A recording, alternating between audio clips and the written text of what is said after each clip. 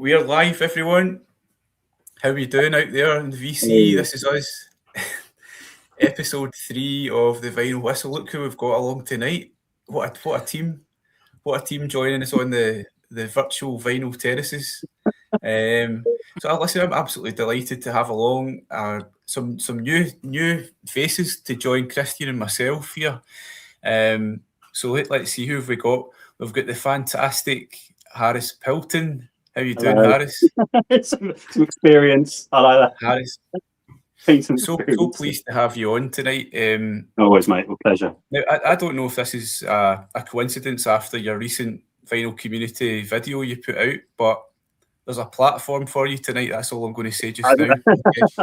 I'm looking at kissing baby, shaking hands. It's brilliant. This could be a real launch pad for you.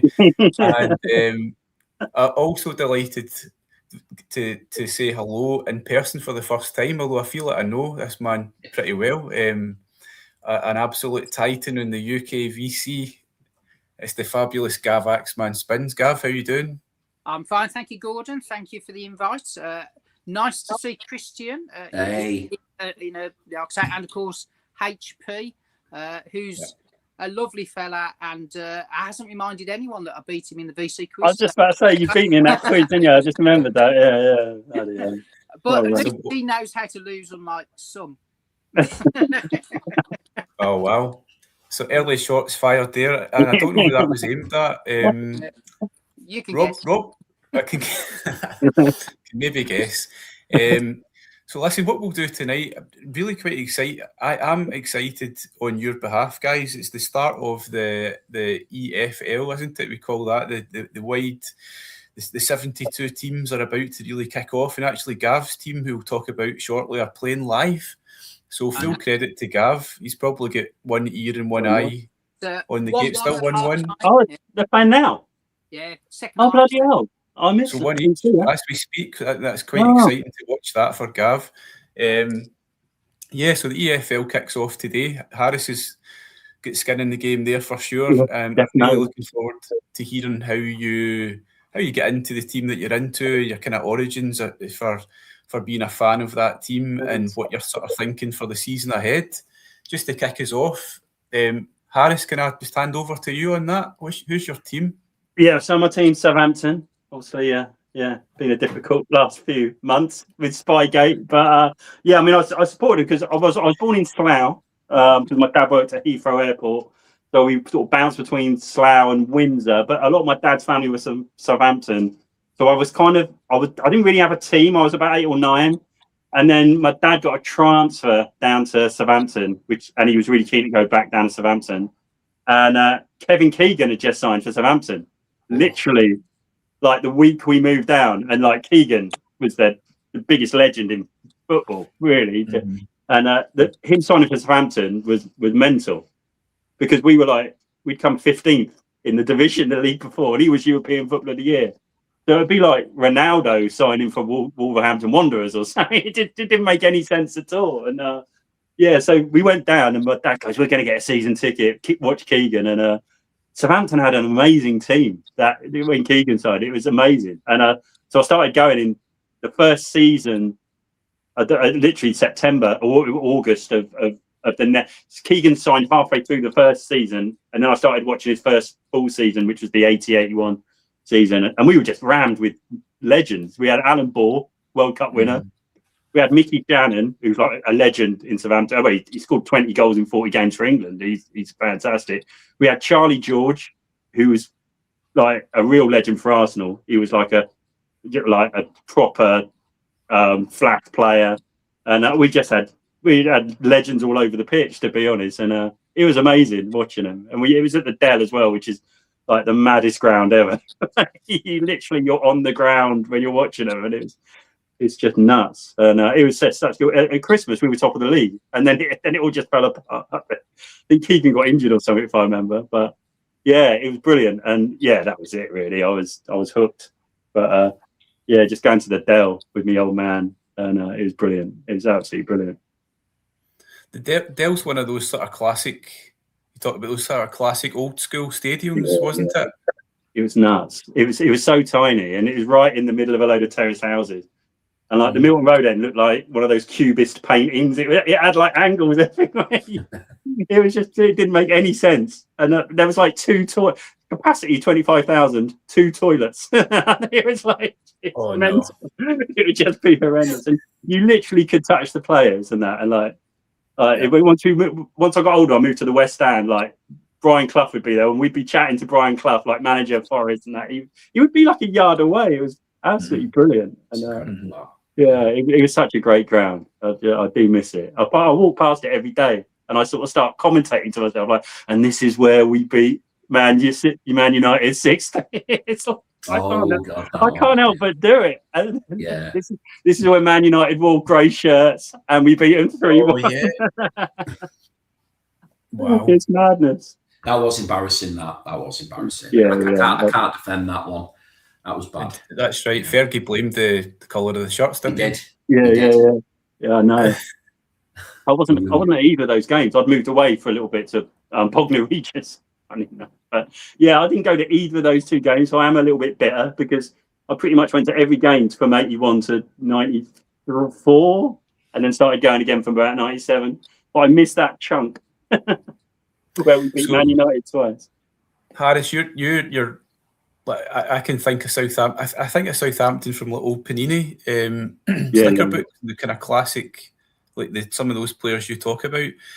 Guys like Letizia though really pop into my head when I think about. You've got Shearer down there as well. Who were your favourite players to watch?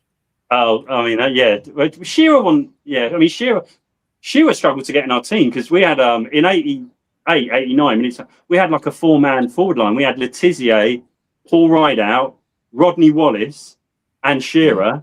And Shearer couldn't get on because we used to play like a 4-2-4. We had Jimmy Case in midfield, who was like amazing. Jimmy Case. He was an art nut, wasn't he? Jimmy Case. He was a nut job.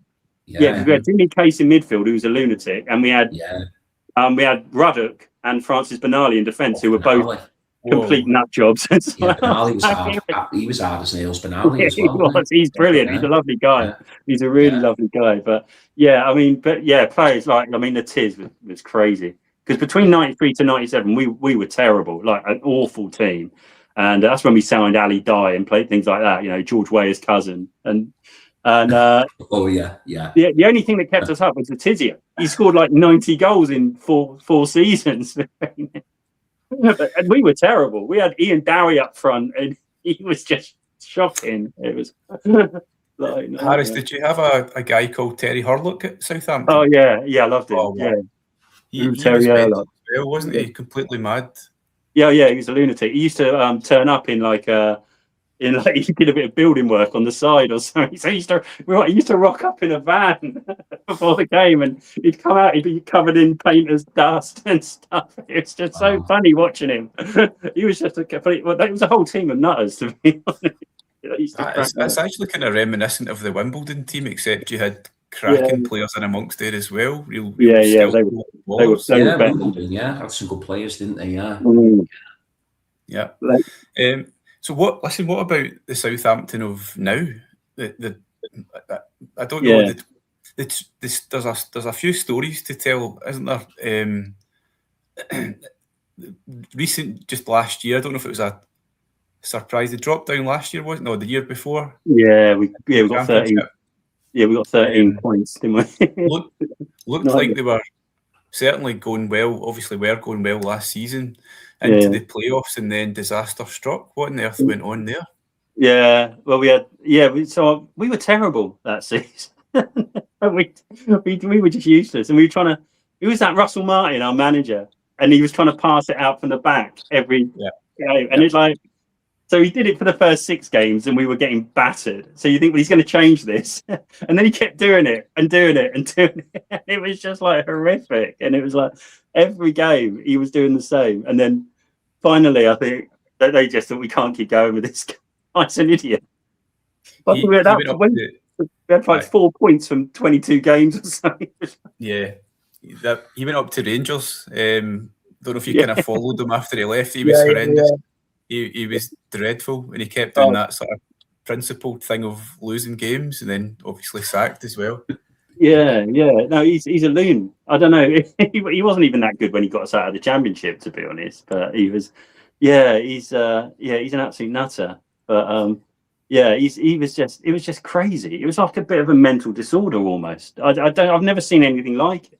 He just kept doing the same thing, and we were passing it around in our own box. It was just crazy. Yeah. You do get some coaches though that just refuse to. I can think like Ruben Amorim did it at United. It was like, I've got to play 3 at the back, or like someone like Bielsa, where it's, if you score 4 goals against us, we'll just try and get 5 past you. Like they're just so set in the ways, like so adamant that they will not change it up or adapt the style to the game. I mean, it's quite, as Harry said, it's crazy that you get a lot of coaches who will just stick no matter what to that one principle, and whenever it happens, and you lose so many points in games as a result of it. It's crazy, really. The Pep Guardiola effect, mate, and I think it is. Yeah, it is. Yeah. But Manchester City had like £3 billion worth of players. We had like 150,000. It makes a big difference. It's levels, isn't it? Yeah. Kind of mad. So that takes you to last season then in the Championship, going well, get into the playoffs, and then what is this Spygate thing? It's a nightmare. I'm still fuming about it, to be honest. But so I just can't believe we did it. And we send like a trainee apprentice to spy on the other team, and he got caught. But apparently he didn't realise he wasn't meant to be doing it. Although when he got caught, he ran off into a cafe, tried to change all his clothes and delete all the pictures, even though he didn't know he shouldn't have been doing it. And apparently we only spied on 3 games, which are all ones we lost. Oh yeah, I'm sure. I mean, they must think we're stupid. And I'm pretty fuming at the club about it, to be honest. I'm just I don't really care what we did. Do you know what I mean? It's just like there's a comment from Stevie's Vinyl Cupboard. I don't know if he's implicating yourself there. Yeah. But don't you think I don't know about the other guys here as well. I'm quite Harris obviously is a fan. I'm quite surprised the manager's still there. And I'm curious to know what you think about as a fan of the team, because I thought he would have been sacked. Yeah, which makes me wonder. To me, that suggests something. Oh yeah, maybe it's in someone's interest to keep him in there, because otherwise he's going to start flying off shots. If he goes, that makes sense. I want him gone. I mean, the Saints fans are wanting to stay. I want him gone. I'm so angry about it. I can't tell you. It's actually affected my relationship with the club quite a bit. I feel totally different about it. And I just can't believe it, to be honest. I just gutted. The fans have all forgiven him, and I'm like, well, I haven't. And it's nuts. I mean, I've got a season ticket. 4 of us get a season ticket. We pay for two season tickets, and we all sort of interchangeably go. But I'm not even sure if I want to go at the moment. I'm just like, you're joking. This is crazy. But I don't know. I heard it was an interview with one of the players. I heard a little clip from him, and it sounded like they were doing that thing where they're trying to create a bit of a siege mentality, because they recognise they're not, that people don't like. But it's clearly a kind of institutional plan, was it not? As you're saying, to go and just get an unfair advantage into it. They've just come up with a load of cock and bull stories to get him. It's like, you didn't know you weren't allowed to spy on the opposition. The guy was a coach for a professional team when this bubbled up with Bielsa. And my mum knows you're not allowed to spy on the opposition because of the Bielsa story. So how a guy in professional football didn't know, I have no idea. But it's crazy. Am I right in saying that you're starting in -4? Is that because of that? minus 4 points. Yeah. Right. So putting all that together, obviously you've got a good squad there, and it sounds like the squad are quite galvanised. How do you think Southampton will get on? I think it might be all right, as long as everyone stayed apart from one player. But there's a chance that 3 or 4 might leave in the next couple of weeks. But if they stay, you've got a great team. I mean, we could romp it through it. Although some good teams have come down, obviously West Ham, Wolves. But I don't know. We look pretty decent.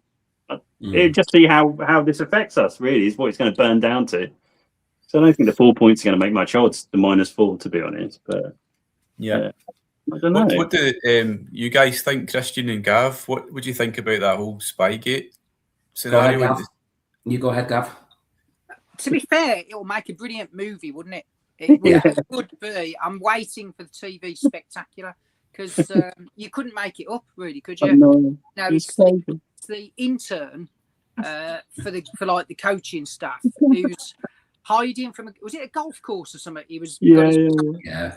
He then ran into the changing rooms when he got copped, and the club photographer got a zoom lens, hadn't they? So he got this brilliant picture of him behind a tree. And then apparently there's phone records confirmed that he was on the sharing whatever he was looking at. It's a fantastic story. I mean, if nothing else. But the sad thing is what it's cost the team. Because you didn't get to the playoffs. You might have got in the Premiership. And it's that, all that work for three, like as you say, 3 games that you didn't even win. So there was no benefit. It's cracking. You couldn't make it up. It's a bonkers story. I know supporters that paid 15 grand last season that followed the team.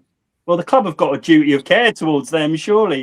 You know what I mean? I'm surprised no one's taken out a class action lawsuit or something. I mean, I had tickets for the final, which I... Oh, did you? Right. Yeah.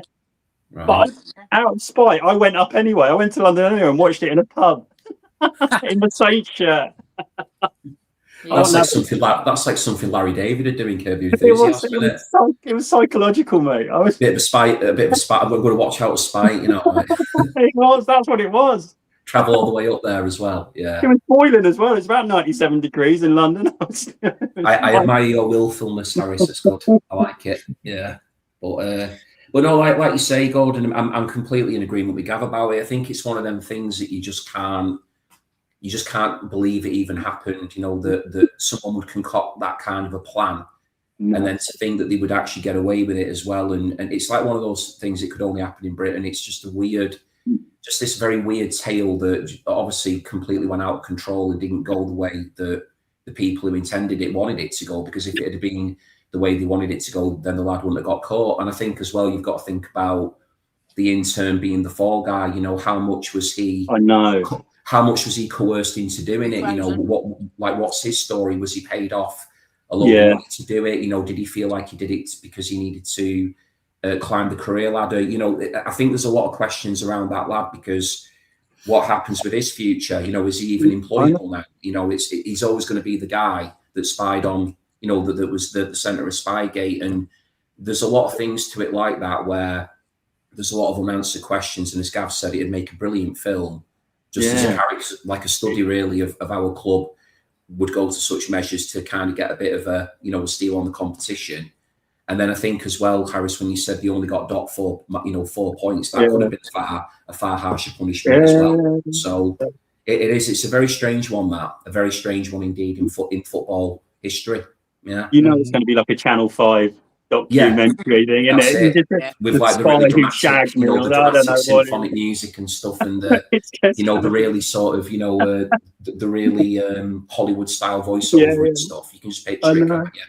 Oh god, I think as well, there's something kind of old school about it though. That idea of like spying through the bushes or whatever. Surely you use a drone or something like that. No, we haven't got the funds for that, mate. Yeah. It's like something out of like some spoof spy movie, isn't it? It's like you say, it's a step up from just being there with the newspaper with like the eyes cut out. It is ridiculous, really, when you think about it. Inspector Clouseau, wasn't it? It is like something Inspector Clouseau would do. It's crazy that as I say, that they thought they could get away with that, and then as I mentioned, to get caught the way he did, and he's like trying to change his clothes and all that business to try and escape with what he'd done. It's just mad. It really is just mad. Yeah.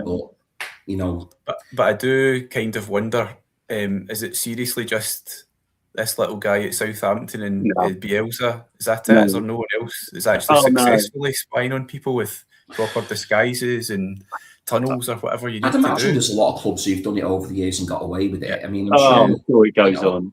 It all kinds goes on, doesn't it, at that level? And then you get a lot of these Premier League managers who sort of garner a reputation for doing certain things, but never actually get, nothing really sticks to them. But it almost becomes, like an open secret. Some of them, with the way that they handle the transfer market, wheeler dealers and all this kind of stuff, and getting players on the cheap, players lying about how old they are, all that kind of thing. There's loads of stuff that goes on like that. So it's just anything to try and get one up on the competition, isn't it? But I think that's probably been going on for decades, I think. Yeah. But, yeah.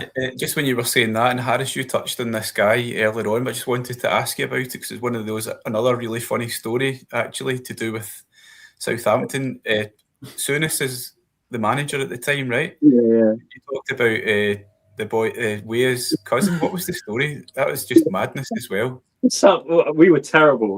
We were at the height of our shitness. We had no players apart from Letizia who were any good, and we were losing every game. And then someone rang Souness and said, "Oh, I'm the agent for George Weah's cousin." George Weah being the best player in Europe at the time, probably, or amongst them. So we were so desperate. We just said, "Yeah, bring him a lot. Tell him to turn up with his kit or something." And turned up on the Wednesday. We gave him a couple of training sessions and just put him in the team on Saturday. And obviously, Souness put him on after 60 minutes and then brought him off, I think, from memory after 80 minutes. Yeah. And then it turns out this guy isn't George Weah's cousin at all. He's just some complete fraudster. So some bloke who was working at Heathrow as a cleaner or something like that. Yeah. It was like literally nothing to do with George Weah. And only Southampton would do this. I mean, I could have got a game. That's how crap things were. I literally probably could have got a game. But that's actually really funny, and I'm starting to think the club's a little bit ramshackle because clearly there was no homework done at all. It's just like, brilliant. That's his cousin. Let's literally play him, give him a game. It's probably like one of the greatest blags in football history, isn't it? I mean, he even got a shot on target in that game. Yeah, he could have scored, didn't he? He did. He got for it. I mean, I think Le Tissier said that he was running around and he had like no tactical awareness whatsoever. And I think I remember watching an interview years ago with Le Tissier when he said that when he turned up for his first training session, the lad, what was his name again, Harris? Is it Indai or what was his name? Andai. Yeah. Le Tissier actually thought that he'd won a fan competition to come and train with the first team. He didn't realise that he'd actually been, he was being assimilated into the squad. It was nice. Like he had no first touch. Apparently, he couldn't track the ball. He couldn't do this, couldn't do that. But because I think didn't Le Tissier get injured in that game? And I think I've got a feeling. As I said again, it's another of the games I didn't go to because I was out. I was away those 2 years. But so I didn't see that game. And I think the Tiz got injured and he came on. Story. Yeah. Oh God, we were terrible though for those. We didn't have any money. We had to we had to reduce our attendance to 15,000 because they had to go all seater, and because the stadium was like this cubist nightmare of a stadium, so we didn't have any money. It was like just a nightmare. It was an absolute nightmare. So it's crazy. Never mind. So support. I love that, Harris. Supporting Southampton's clearly a classic roller coaster, but it's just plenty of wild memories, and I think you're probably going to get plenty more ahead this season as well. Oh yeah, you never know what's coming around the bend with us. To be honest, it's absolutely nuts. It's absolutely nuts. Cool. So maybe a good time, Gav. I don't know what's the score over there. I have no idea what the Wolves game. It was 1-1 at half time. Oh, jinx. So we need someone to update Gav. Yeah, I'll have a look. In the comments, someone. I can cry or just accept it's just another, as per Harry said, a long season ahead. Looking at last season, oh my lord, gosh, that was a tough one. Hold on, I'm being relayed. It's 2-1 to Blackburn, 83rd minute. No. 2-1. Oh no. Yeah, 2-1. There you go. Right, well, Gav, over to you. Same idea, just those questions that I asked Harris about your team, how you get into the team, early memories, any big game memories, all that kind of stuff. On you go. So I'd have to take your minds back to like the 70s here for those that are old enough. So how I became a Wolves fan is a bit of a mystery because I didn't live anywhere near Wolverhampton. I don't really recall ever kind of showing any interest in Wolverhampton. But a relative, and I to this day I don't know who, somebody bought me as 7 or 8 year old a Wolverhampton kit. So he was obviously a fan, but none of the family can remember who it is. So I turned up at school in my Wolves kit, and I was at school in Great Bar, and that's all Villa fans. So it's Villa, out of push, Albion, but and the odd rogue Blues fan. But how I ended up a Wolves fan, I really don't know. But it started with that gold kit. I must have just liked the kit or something. So somebody bought me this kit, and that was where I became a Wolves fan from. And of course, the Midlands in the late 70s, early 80s, Brian Clough at Nottingham Forest winning European champions, Villa, obviously, decent as well. Very good. And then I think Wolves, we won the League Cup, was it? The wonderful Andy Gray goal. So briefly, the Midlands was the football fulcrum of, it was. Of the world, wasn't it? It was all happening. And then with Wolves, early 80s, Andy Gray got that Wembley goal, and then it all went down the pan from there. So obviously the club nearly went bankrupt, didn't it? It was sold for £1, I think. I think it went from League 2, League 3, League 4, almost out of business. And the reason I didn't go and I don't go to many football games is there were two things really. The early 80s football hooliganism. There was no way my mum or dad were going to let me a game when I was 11 or 12. Or a few of my mates that did go would come back recounting tales of the Villa Youth and the Zulus.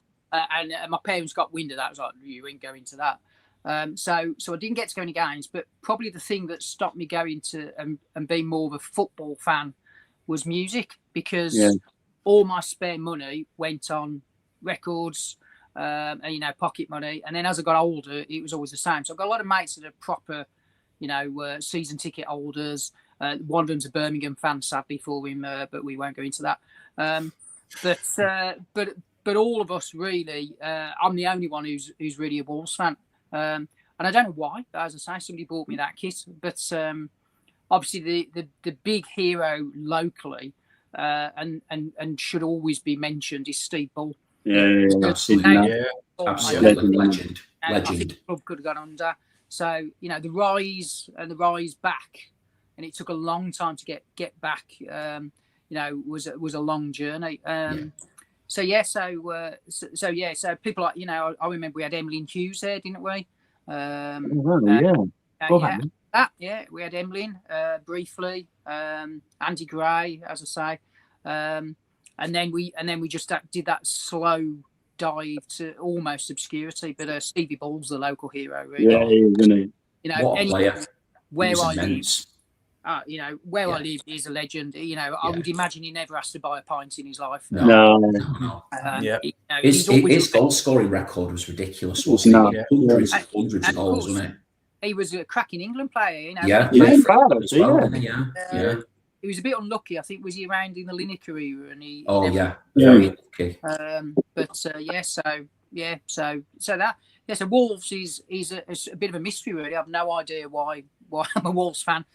And it's spooky because when I eventually met my wife, she'd moved down to Wolverhampton, and that's really the first time I ended up coming over this neck of the world.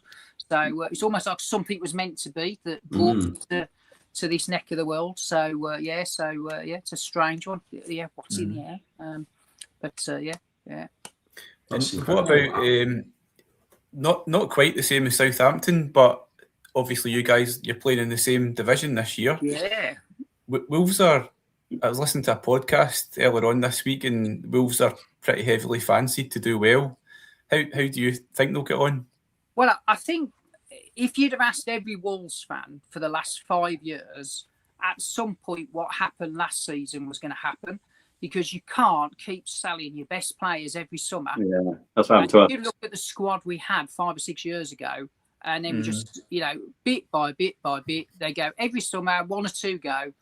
Kuna to Man United last season, wasn't it? Jimenez before that, Jota. I mean, you look at that team. Oh, Jota, God love him, yeah. Playing European football, but it was predictable. I think everyone locally was waiting for what happened last season to happen, and I think the club's answer to think, well, if we have a bad start, we'll just change a manager. I think they caught a bath, and it was deserved almost. My only annoyance is Wolves were selling players because of financial fair play, and Man City, still no, 115 charges, still nothing's happened. Chelsea, we'll just give you a check for a few $100 million, and that's the end of that. So, a lot of the Midlands teams have been heavily punished.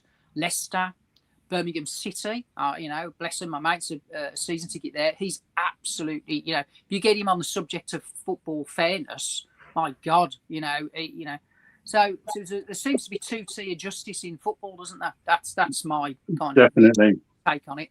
The big way we murder. And it's interesting, what happened to Southampton. If that had been Man United or Man City or Chelsea, would it have been treated the same way? Probably not. But we've got more punishment to come. They've got to punish the manager next week or something. So he could be banned for 12 games. So it's like, oh man, come on. But so I'm not surprised what happened. It was expected and probably kind of deserved, really, that you play with fire. Eventually, you get caught. But in a way, I'm quite looking forward to this season because I don't know about you guys. I think the league below the Premier sometimes, because you haven't got VAR, is a bit. It's great. And also, good point. Isn't Premier League football? A lot of games are bloody boring because it's pass back, sidey, back to the keeper, keep possession, which is great if you're Man City with all these brilliant players. But when you've got some fairly average teams trying to do it, they just look pretty amateurish. So in a way, I think it'll be an interesting season. It's going to be brilliant. There's so many local derbies and that. Yeah. And to be honest, we got our season ticket, £520. Divide that by 44, whatever it is. It's £23 a game. It's pretty decent, to be honest. Oh, it's a bargain. Yeah. That's not a million miles off what I was paying in 1989, probably on a inflation sort of thing. It's like. Considering the average gig would probably cost you £60 now. Yeah, that's great. I'm loving it. And that wouldn't be a big band, would it? That'd just be a band that's reunited doing a greatest hits. But if you wanted to go and see a decent band, you're probably looking 120, £130 now. Absolutely, that's a great. It's a really good point. That. Yeah. Harris, how would that compare to a Premier League season ticket? Yeah, I don't know. I mean, Saints aren't too bad anyway, but I don't know. What is it? 40, something like that? I mean, probably most clubs. 50, I'm thinking. Saints are all right. It's about 45. Depends where you sit, obviously. We sit behind the goal, that's always cheaper. If you sit in the middle, it's probably going to be about 55 in the Premier, 50 on the halfway line, I'm going to guess. But if you sit behind the goal or in the corners, they're the cheapest. So, I don't know, Premier, I can't remember what he paid, about 45 a game, 40 maybe. I don't know. But because they're really big clubs in the Championship, aren't there? Yeah, massive attendances. Yeah, that sounds like good value to me. Yeah, no, it's all right. We'll spend £90 on beer and burgers before each game, but yeah. And how many games you play? Is it 40 in total? Is it 44? 42. Is it? Yeah, 42. Yeah. So you're getting a lot of football for your buck there, I think, personally. And as Gav said, there's going to be a lot more exciting games because everybody wants to get out of that league. They want to get back up into the Premiership because of the rewards that are there, the money and the cash injection, the prize money, everything else, the prestige of playing in the Premier League. It is something that you really, you do attain for it, but you want to strive for it. But also, as everybody knows, it's probably the toughest league to get out of, isn't it? Once you're in there, it's hard. It's a tough league.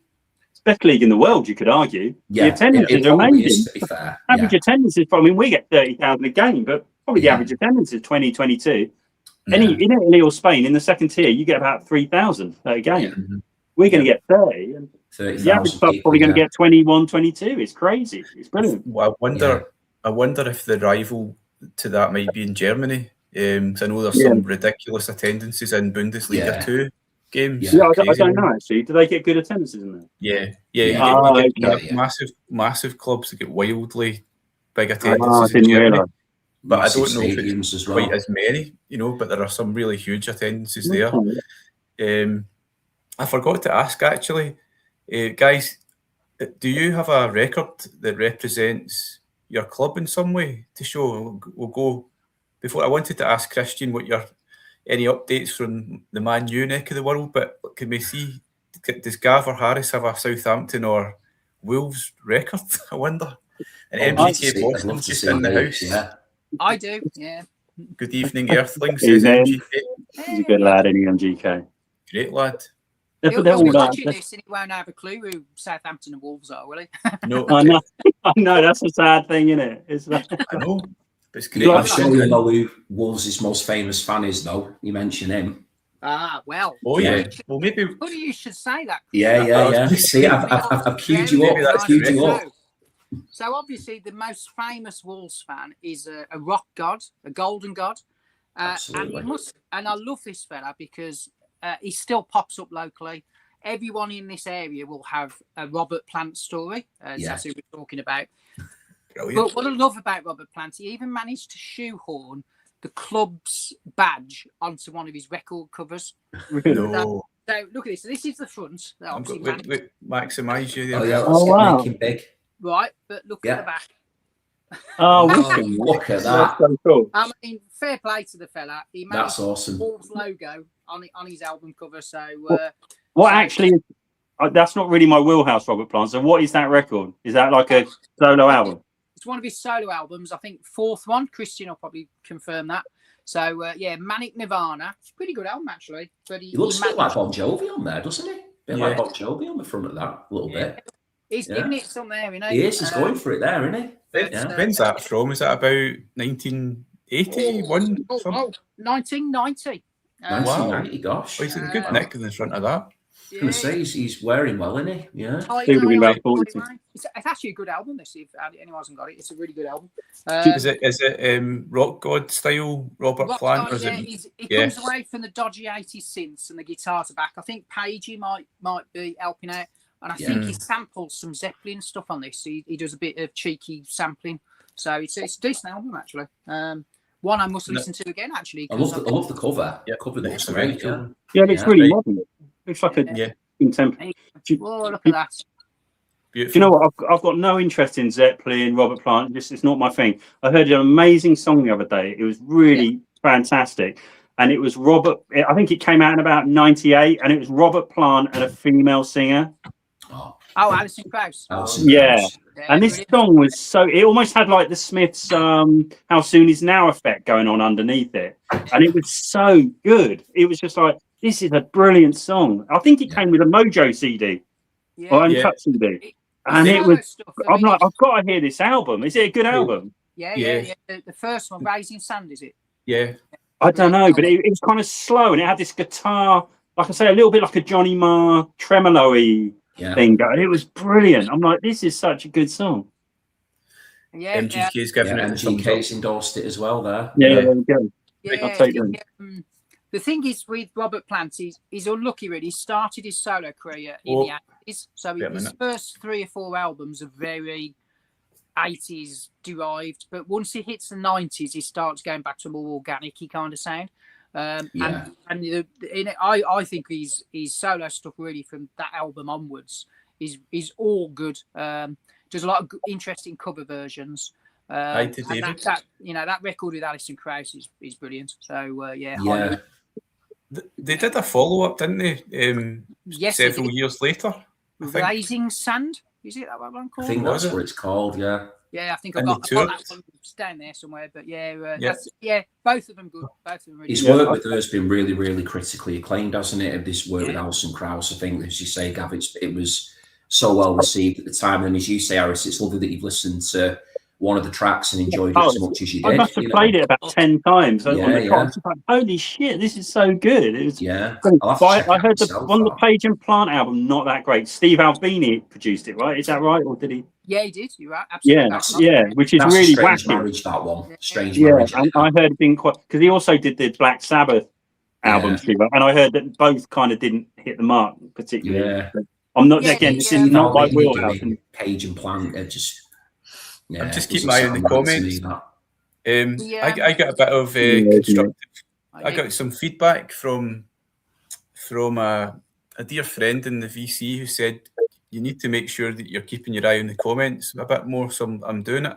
Oh, Nick's final birthday, he's in. How you can doing? Ignore Nick. Don't worry about Nick. All right, Nick. So you're saying to ignore him? Wait a minute, Harris. Not at all. He's a legend. That's a bit much. Because he's the don. David's picking up leadership vibes. I'm feeling a wee bit of tension already because Nick's the don, mate. I'll tell you, I've got a record here coming up that I know Nick might like. I may be wrong. I may be wrong.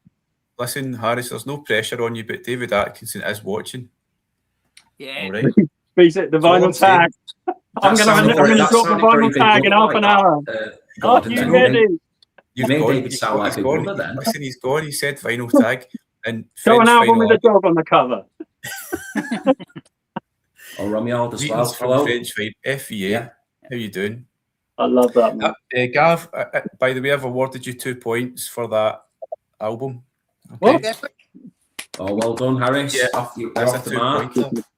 And quickly before we go further, Headley, who would love to pop in and talk about football. Ricky V, what a ledge, man. He was the best, wasn't he? He looked like one of the Doobie brothers, didn't he, Ricky V? What a game that was, isn't that? The Villa hat trick. That's a legendary game, isn't it? I don't remember that game at all. Obviously, I remember the Man City final, but not that game. It's shown on the telly. I think some of the goals from that come up quite regularly. Shout out to Stevie's Vinyl Cupboard. Who was Can I just do a shout out to Stevie? The best VC video, that Yes Tomato album cover recreation. Yeah, that was a classic, wasn't it? Salute to Stevie. Still one of the best. Yeah. It was good. And Final Dale, shout out. Hello, how you doing, man? I hope your sound is. Who was You guys may not be old enough. Who was Spurs captain in that 80 final? Robertson, yeah. Are you guys too young? Was it not Ardiles? No. No. The captain was Roberts. Roberts. Graham Roberts. I work with his 2 daughters, and they're really nice. Because Graham Roberts played for Rangers, so he calls his daughter Sasha. No way. Yeah. Oh my. So Sasha Roberts, and that's what I work with. Hey, Harris, how come you haven't mentioned the legend that was Lawrence McMenemy? Wasn't he the Saints man? Yeah, well, he was great guy. Yeah. Because he kept me. He was like, there's news just in. Oh, hello. Are you seeing that? We'll have a Teams call, David, later.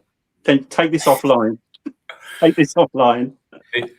Oh my goodness! This is like being on Sky Sports at transfer deadline day. Stop everything. You're having your Jim White moment, Gordon. Oh, that's the fellow I beat in the quiz. There you go. David, can you come in? Are you available? I'll probably get another government alert on my phone. It's all going to go right off. Nick's saying there, Harris. Nick's saying, are you sure it wasn't Steve Perryman? No, it was great. No. It was Graham Roberts. Spurs captain. And so I think Vinyl Dale's confirmed that as well. Yeah. They were guys that came north. They went to Rangers during that the Rangers Revolution. Yeah. They took up Roberts. They took up obviously Hurlop came in to kick people quite a bit. You had you don't support Rangers at all, or Celtic, do you? I did when I was a kid. Support Rangers. You had who did I say was playing up front for? I don't know. The name will come to me, but Rod Wallace. Yeah. Rod Wallace. Oh, Rod Wallace. Did he play for Rangers? He did, Yeah. He was fantastic. Not as good as his brother. Danny was better. Danny signed for Man United. Well, I was saying, and he never worked. It didn't work for him. When I did the first video with Gordon, when I talked about being a United fan and how I got into football and all that stuff, I explained that Danny Wallace was my first ever favourite Man United player. I absolutely loved Danny Wallace. Yeah. It didn't work out for him at United, but I still loved him. He was the player that made me want to be a Man United fan. Yeah. Believe it or not, we almost won the double in '84. With about 4 games to go, we were in the semi-final of the FA Cup, and we were behind Liverpool by about 3 points. and that was all down to Danny Wallace. We could have done the double. We ended up winning nothing, but it was crazy. Was some player in. He was rapping. He was well, brilliant. He was, and Rodney was as well. By the way, he was fantastic. Yeah, Rod as well. I don't know if Headley's got a different game in mind, but he's talking Steve Perryman being. Yeah, I'm captain. sure Steve Perryman would have been captain. He was a brilliant player, but Graham Roberts, I think, was captain mainly. But yeah, Steve Perryman was really good. Right. Listen, I'm going back to the Jim White thing here. I can. Oh, you have a Jim White moment. I don't know if he's on the line. Yeah, you need to hold your ear like that, Gordon, when you're doing that. Yeah. Yeah. Okay. Yeah, I think you can come in for a bit. El Presidente, can we keep Atkinson off? Yeah, we don't. His day's done. It's out of my remit at the moment, mate. I'm the Count Bin face of the VC. I think it's only right that Harris gets the proper time and space here to get his manifesto out before. That's a great talking point there from Mersey Young. We need to get David's opinion on this as well. So, any thoughts about Jeff Bezos buying into Liverpool, good, bad, or keep us out of our sport? You'll have to talk about that one more. What are the thoughts on that? Any thoughts? It's happen, I can't comment as a Man United fan. Yeah, you never turn down investment, do you? You know, you don't investment. You know, do you know? And I'll throw that back to the comment because I noticed. I don't know who it was. Sorry, but is it the Lakers have just been bought? In fact, is it not that guy Kushner? The LA Lakers have just been bought for a ridiculous amount of money, but only I think it was 2 years ago they were bought by someone else for a slightly less ridiculous amount of money. So I don't know what that really means in terms of the likes of Bezos getting his stake in Liverpool, but whether they're in for the long run or not, I'm not so sure. Is it a stake, Gordon, or is he buying the club? No, it was a stake, something like 30%, I think. Yeah, so that's a sizable stake. So kind of like maybe similar amounts to what Ineos and Jim Ratcliffe's got at United. Then I think it's about 25 or something, isn't it? Yeah, but Christian, have you noticed a big difference there at Man United? All that money.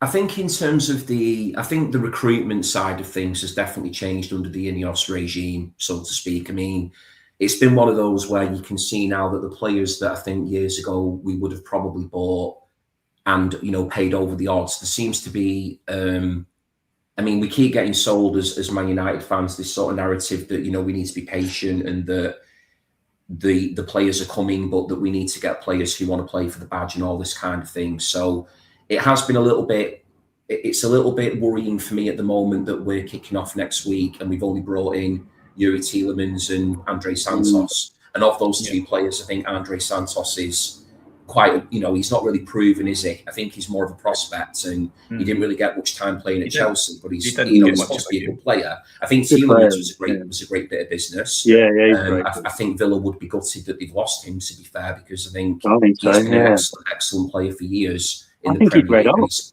29, he's still only 29, but going into the season, I do think that Ineos, you can see the priorities are a little more around spending wisely and being a little bit more measured in the market. Plus, as well, there's the plans to build a new stadium as well. So, it's going to be like 100,000 seater stadium if that all goes through. So it's interesting seeing how the money is being spent now at United, because I think in previous years, it was just throw as much money at it as you can. But we've been spending like 80 odd million quid on a player like Anthony, who proved to be an absolute flop, or somebody like Angel Di Maria or Memphis and players like that. So I do think the policy needed to change, but I'm getting a little bit antsy about the fact that we've not really brought many new players in at all, because we need a striker left back and we definitely need another central midfielder as well. And we kick off next week. So when do these players come in, Christian, I have to apologise. How come you're a Man U fan? Because I haven't seen the episode where I can do a very, very quick recap on that, because obviously, that this will be old news to Gordon. And so very, very quickly, I was brought up in Newtley Willows, which you may know that, Gav, from when I did my fantasy festival thing for Gordon. So I'm from Recastley land, and Newton is slap bang between Manchester and Liverpool. So a lot of people who grow up in my area, they tend to become United fans, Everton fans, Liverpool, City. you get some Tranmere Rovers fans, because you are basically slap bang between two cities. Yeah. And my sister's boyfriend, who's now my brother-in-law, and his younger brother were diehard Man United fans, and I must have been maybe about 8 or 9. They're a good bit older than me, because my family, there's a bit of an age gap in my family. I'm like the fourth of 5 kids, but there's a bit of a gap. And they bought me my first United jersey. As I was saying to Harris before, they would show me like clips of Danny Wallace playing and you know, stuff like that. And that was the player that kind of got me in love with United. And this was at a time as well when Man United weren't winning any trophies. So it probably would have been, if I had been a Glory supporter, it probably would have been the choice to go and choose Liverpool, because that's when they were still, you know, doing okay. Yeah. Maybe not as good as they were in the 70s and 80s, but United weren't winning anything. That'd be a year or two later. And yeah, it was really my brother-in-law and his brother's influence that brought me on board with being a United fan. I loved the look of the shirt. When I started learning more about the history of the club and all the great players that they'd had, I just became completely immersed in it. And then, as I also explained on Gordon's video, those 2 lads took me to my first ever United game when I was 13 in 1995. Oh, really? They played against Bolton Wanderers, and we won 3-0. So that was my first Old Trafford match and the most memorable one I went to. So I've really got those lads to thank, who are obviously still my family now, because my brother-in-law and sister have been together for like over 30 years nearly now. They were responsible for getting me into United at that age, 8 or 9, when I think usually that's when you tend to pick your club.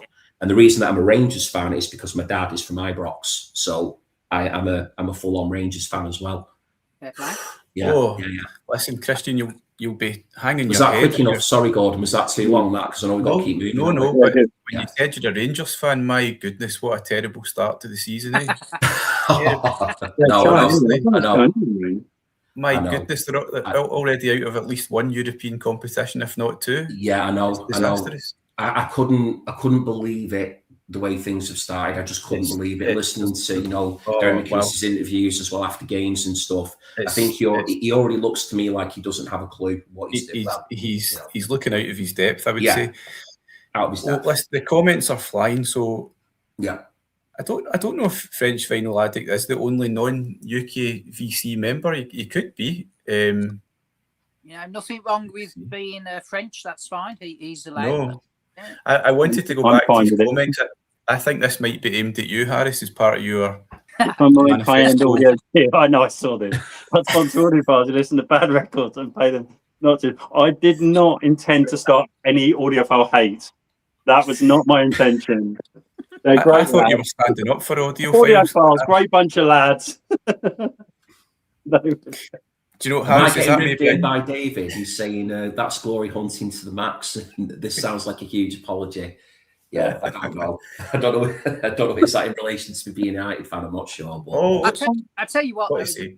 There's a bit of Hi to Brian. He's Ryan. Oh, there he is. The cockroach in Australia. He's had his Frosties, I hope. Yeah. Brian was on last week. What a guy. Oh, brilliant. Yeah, he was great. As a bit of a neutral here, I think the work that Fergie did at Man United, wow. I mean, I do miss certain managers, and he was an absolute, to transform that faded team, to what they became. There were certain managers that, Mourinho's another one. They were just box office, weren't they? They were Gav, and I think as well, because of the age I'm at, I feel now very, very fortunate and very lucky that I was of the age where I did experience the glory years of United during the 1990s. I mean, I got spoiled rotten, and it wasn't just United. I mean, this was obviously when Rangers were winning trophies as well. Some of the great players they had, I loved growing up, like Brian Laudrup and McCoist, and they had some wonderful players who I loved watching.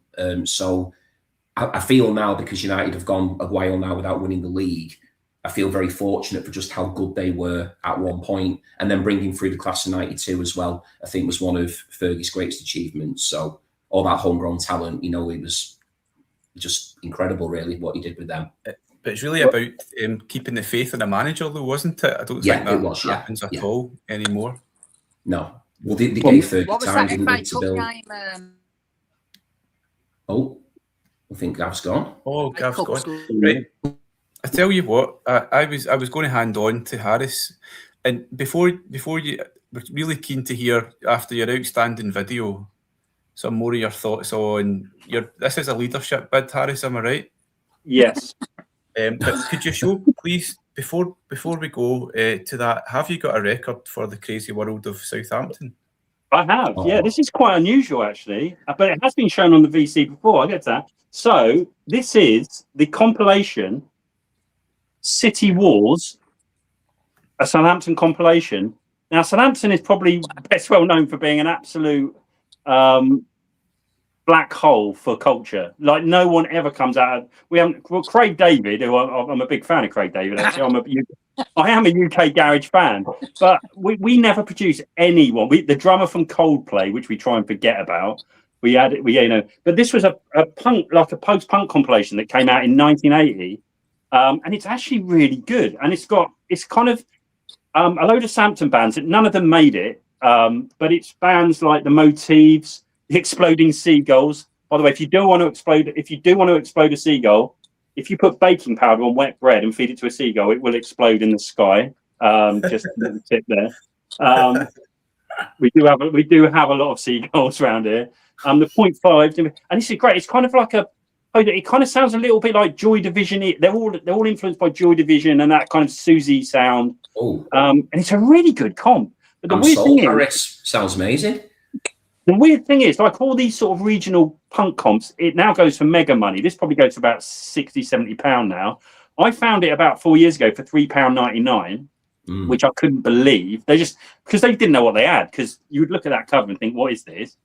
But the weird thing is, I bought it, and the same day, do you know the BC channel, Static Traveller? Yeah. He showed it the same day that I bought it. There's only 1,000 of these pressed, like 50 years ago or 40. And I bought it, got home, and he showed it. That's like millions to one. Yeah, that's I know. But I tell you, if you look at the price of any punk singles that's like a regional band that never made it, there's a real collector's market for that now. A huge, like bands that just came out on local labels that maybe sold 200 copies. Those singles now go for like 200 quid. There's a huge collector's market. And this guy, I looked on Discogs. There's two copies of this in America, and they're going for about $90. And there's two copies in England going for like 55. But it's a really good comp, and especially it's nice because Southampton never produced any bands, which is weird because we've got a population of about 300,000. We've got about 100,000 students. Never produced anyone. It's really mad.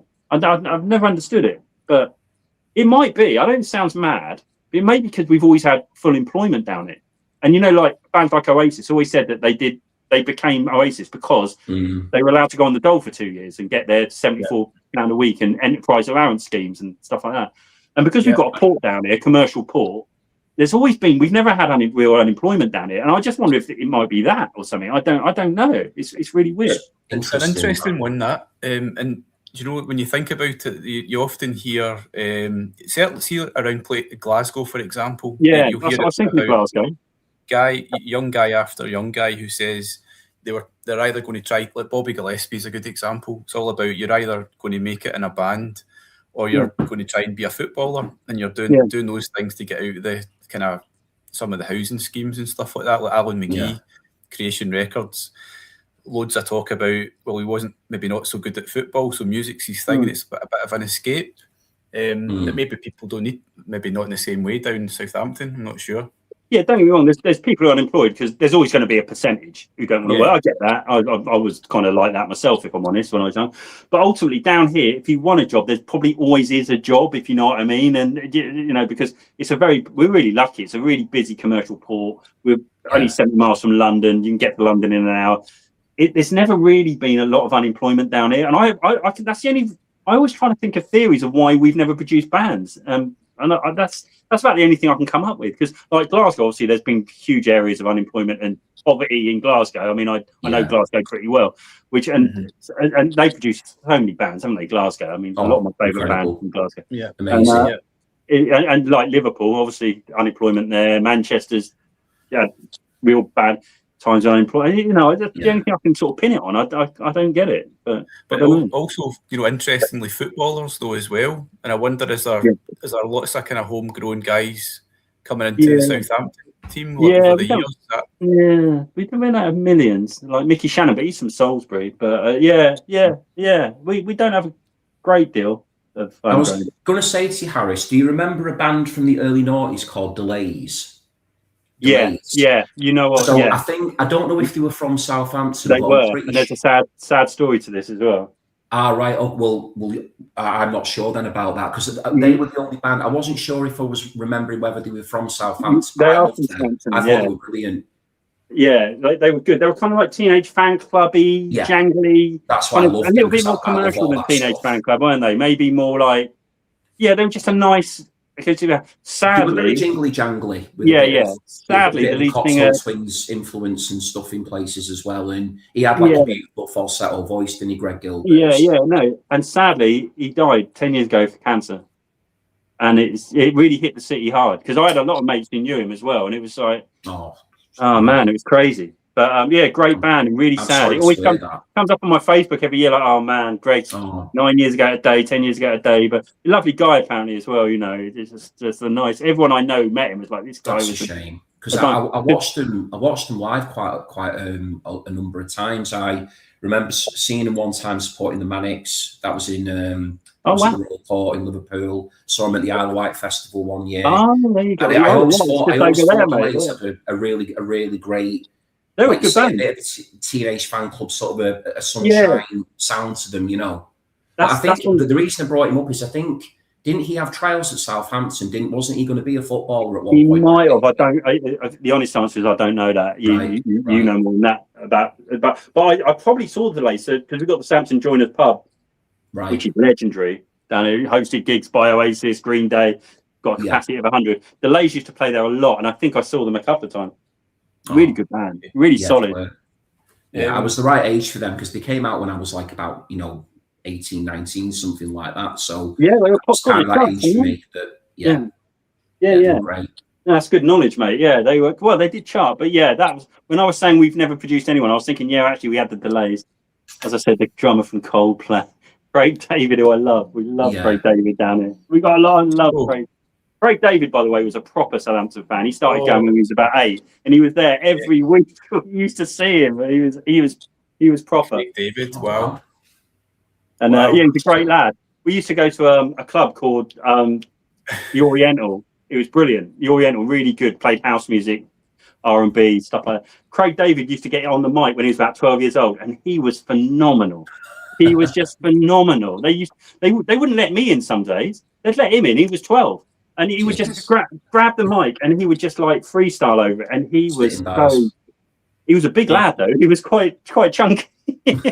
Really? He was so good. Awesome. Who is this guy? Listen, have you got any Craig David records? Well, no, I mean, I love UK Garage, and I'd love old Rewind, this first single. I love Artful Dodger. I like that too. I did. Yeah, it's a great. I mean, I thought it was great, and everyone down here is really proud of him because he comes from the estate just down there.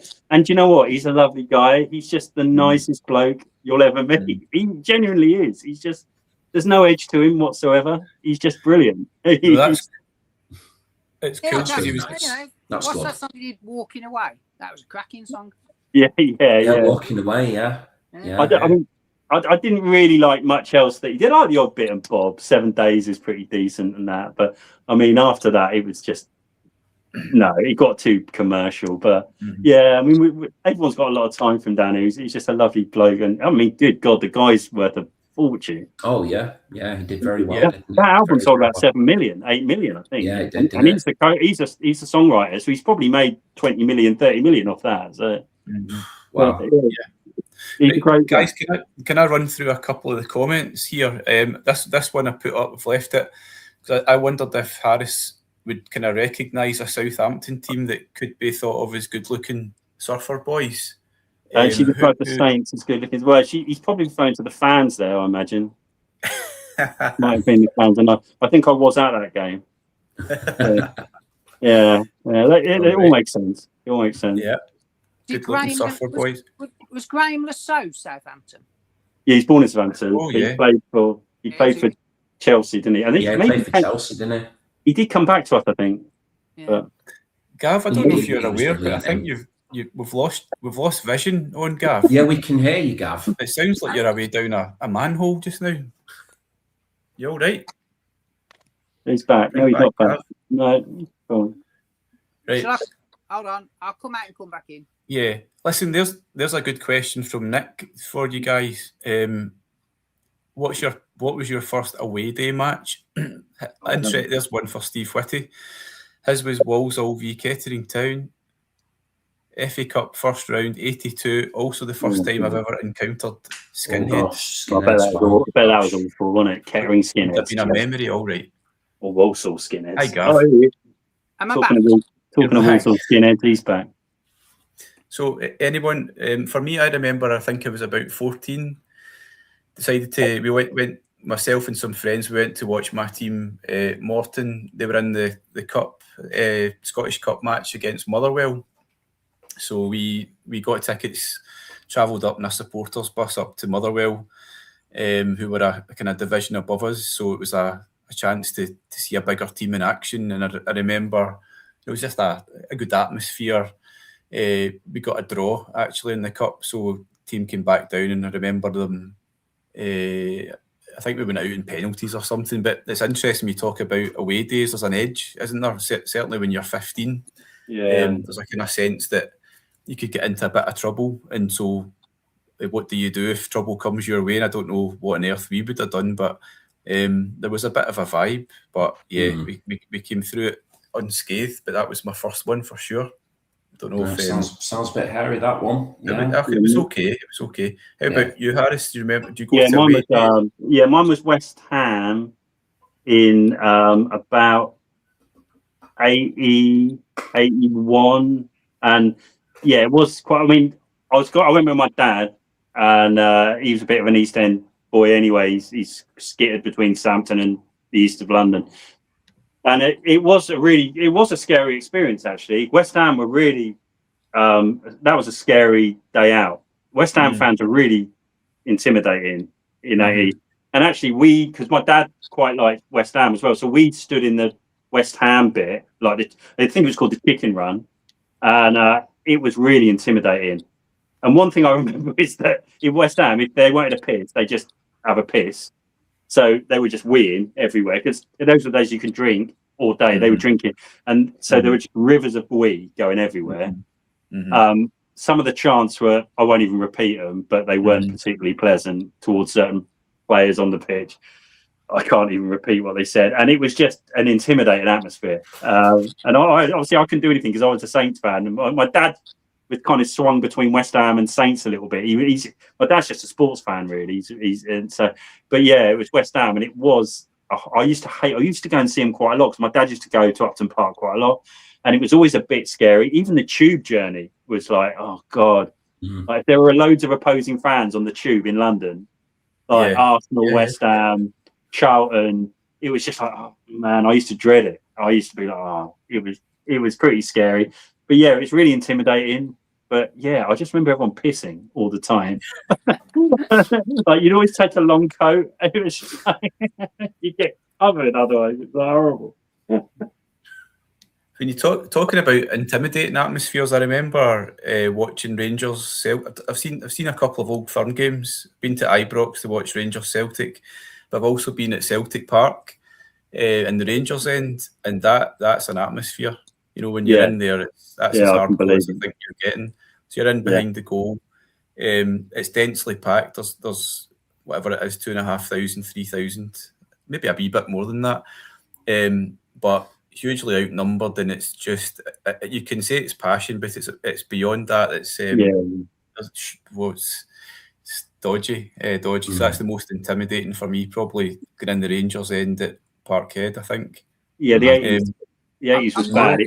I might be able to top that one. So when I was on holiday in Italy with my good lady wife, the holiday rep, you know, when they try and organise excursions, so the holiday rep decided it would be great to go to a local derby Italian football match, you know, and the naive people we thought, oh yeah, that would be fun. So we gets in on the coach, you know, into the ground, and we got a little section that was like we were like caged in almost, and then realised I think it was Napoli, Sampdoria, something like that, and they absolutely hated each other.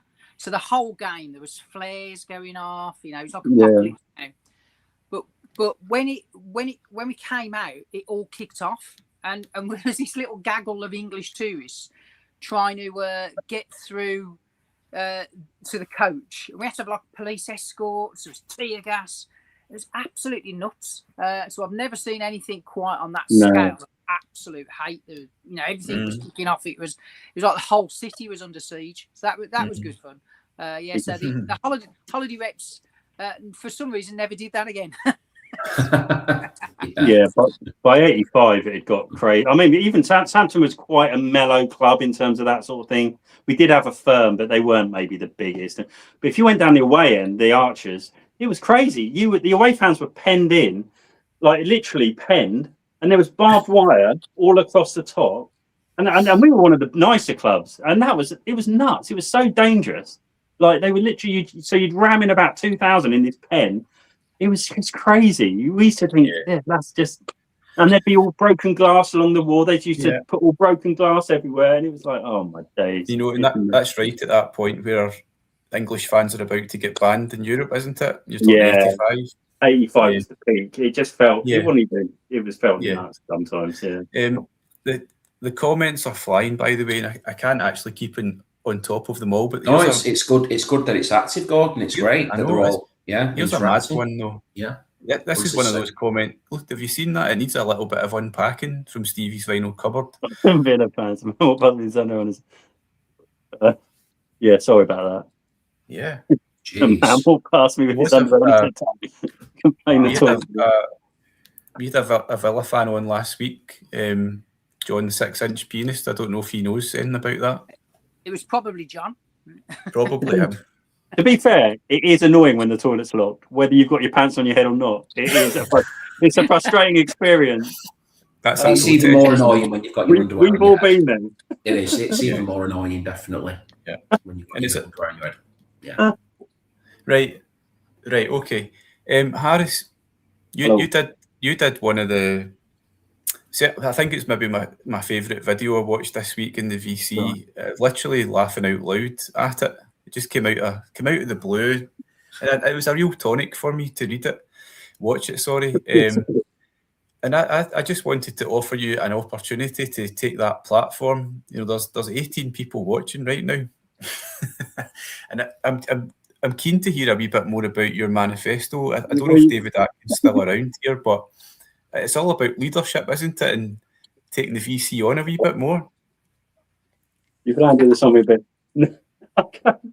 But you know, that essentially was my NFL. I am thinking of placing tariffs on Rush albums. I don't know if maybe starting around 140%. I'm going to start low, 140, then maybe just incrementally increase them to about 350%, maybe. But I don't know. Rush on Rush. I really enjoyed. I felt you were standing up for the audio file, and I think that's important. It's a protected species almost. Yeah, no, they have been driving me slightly nuts this week, but it was I think it's.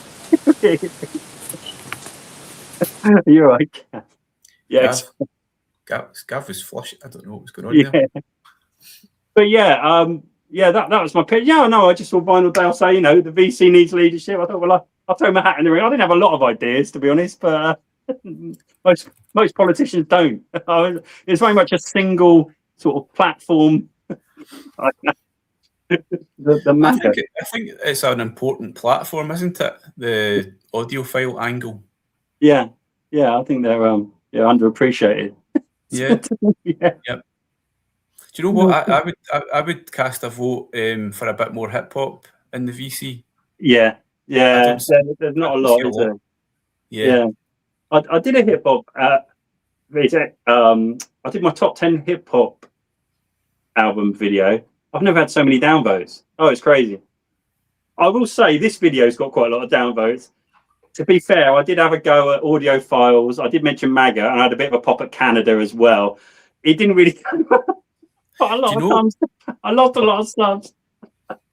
You did tackle a few live ones. Did you touch on vinyl tag, Harris? No, I don't. I want nothing to. I don't want that. Can get toxic. I've seen enough of that. That is David Atkinson. As I said, I'm going to take that offline. Yeah. So you're going offline later with David Atkinson. No, I feel that's his baby. Yeah. Oh, Rob Walker as well. What happened to Rob? I still can't believe Rob torched it. When was that? 3 years ago, wasn't it?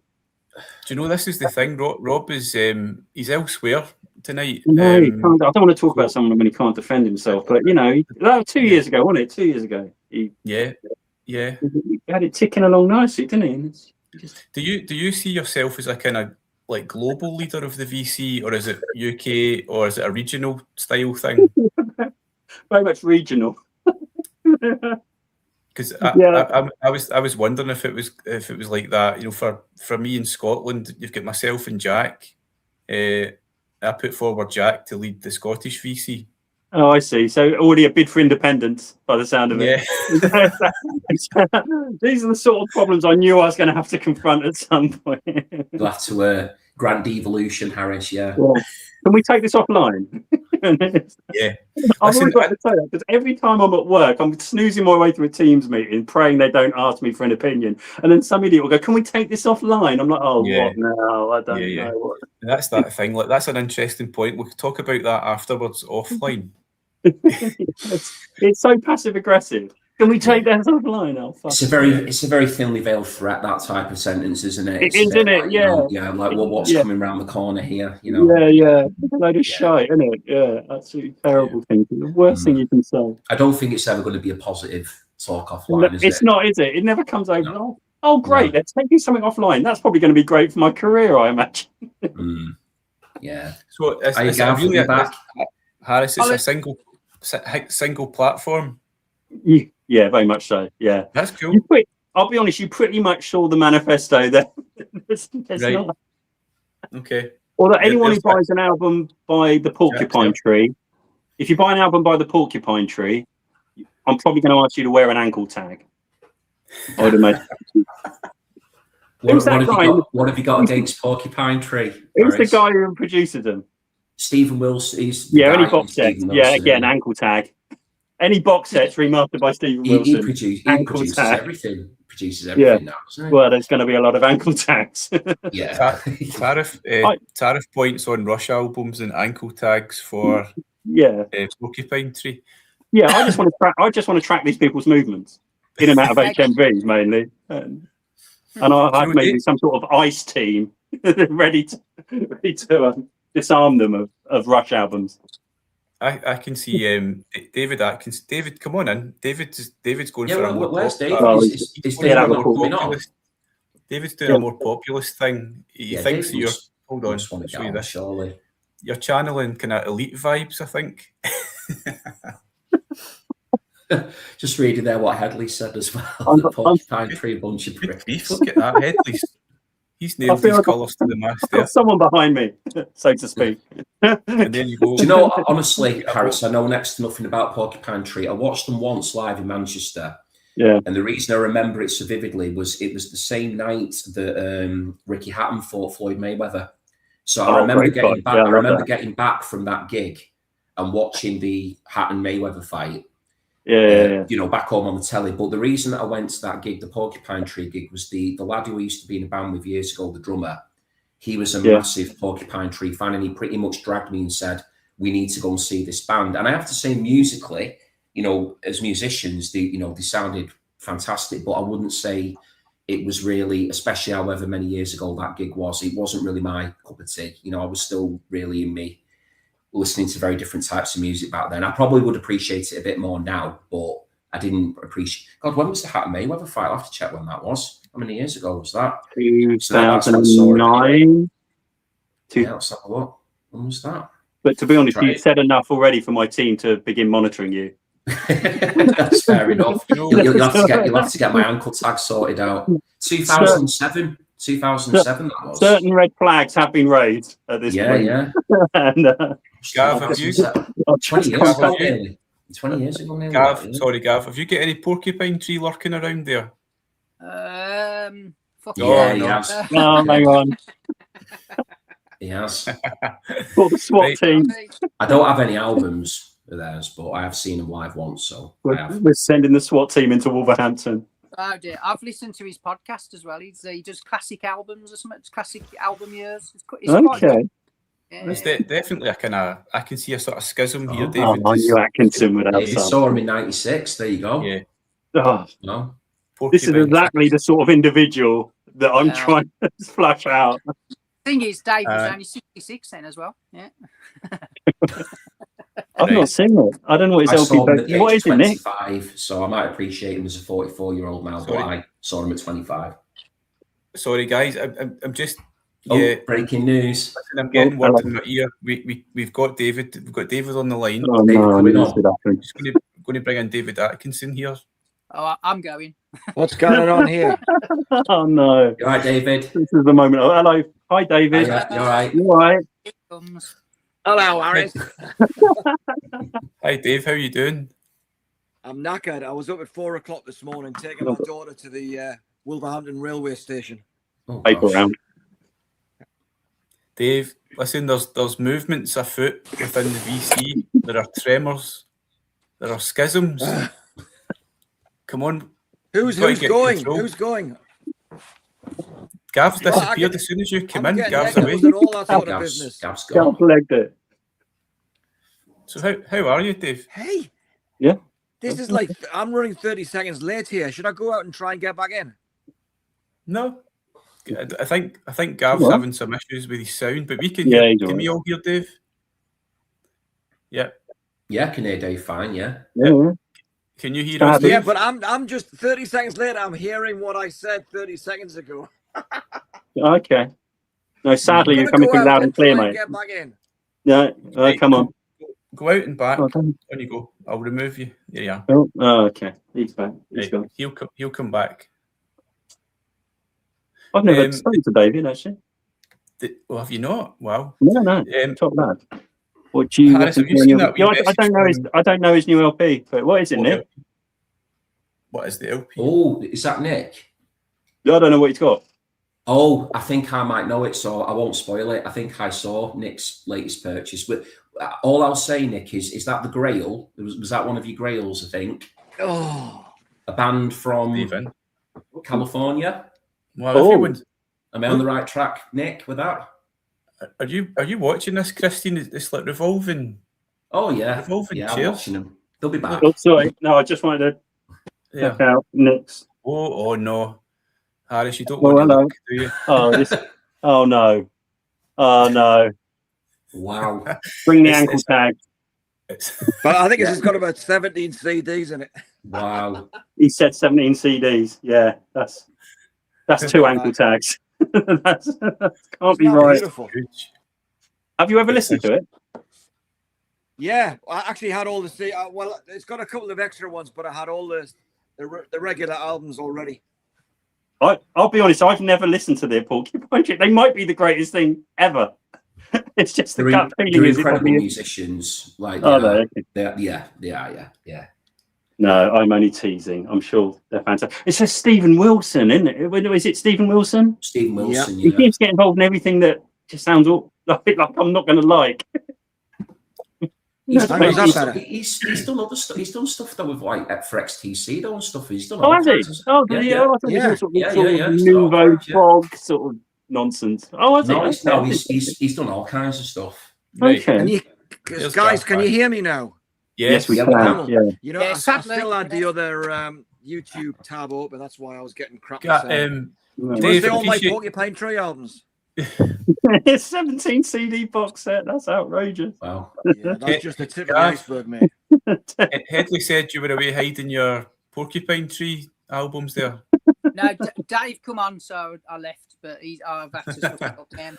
There's some interference on the line here. Can you? I don't know what it is. No, it's this whining sound. It's you, Dave. I know you've not got a long time, so yeah. I really wanted to hear. He's not that old. Good. Hey. That's a good point from John Gordon, actually. John's just said there, Stephen Wilson loves to remix albums that don't need to be remixed. A bit like Giles Martin, yeah. Well, yeah, it's fair. There's a sea change in Britain. It's a nation divided. He does seem to get his hands on Frankie goes to Hollywood one, didn't he? Can I get some credibility points back? Oh, hello. Hold on, Dave. What's that? Come on. Oh, wow. Oh, very nice. Oh, that is nice as well. 70 to 74. Unusual era, that. Yeah, it is. Yeah, it's good. It's good. Is it any good? I've just listened to a couple of the albums so far. What is it kind of? What kind of?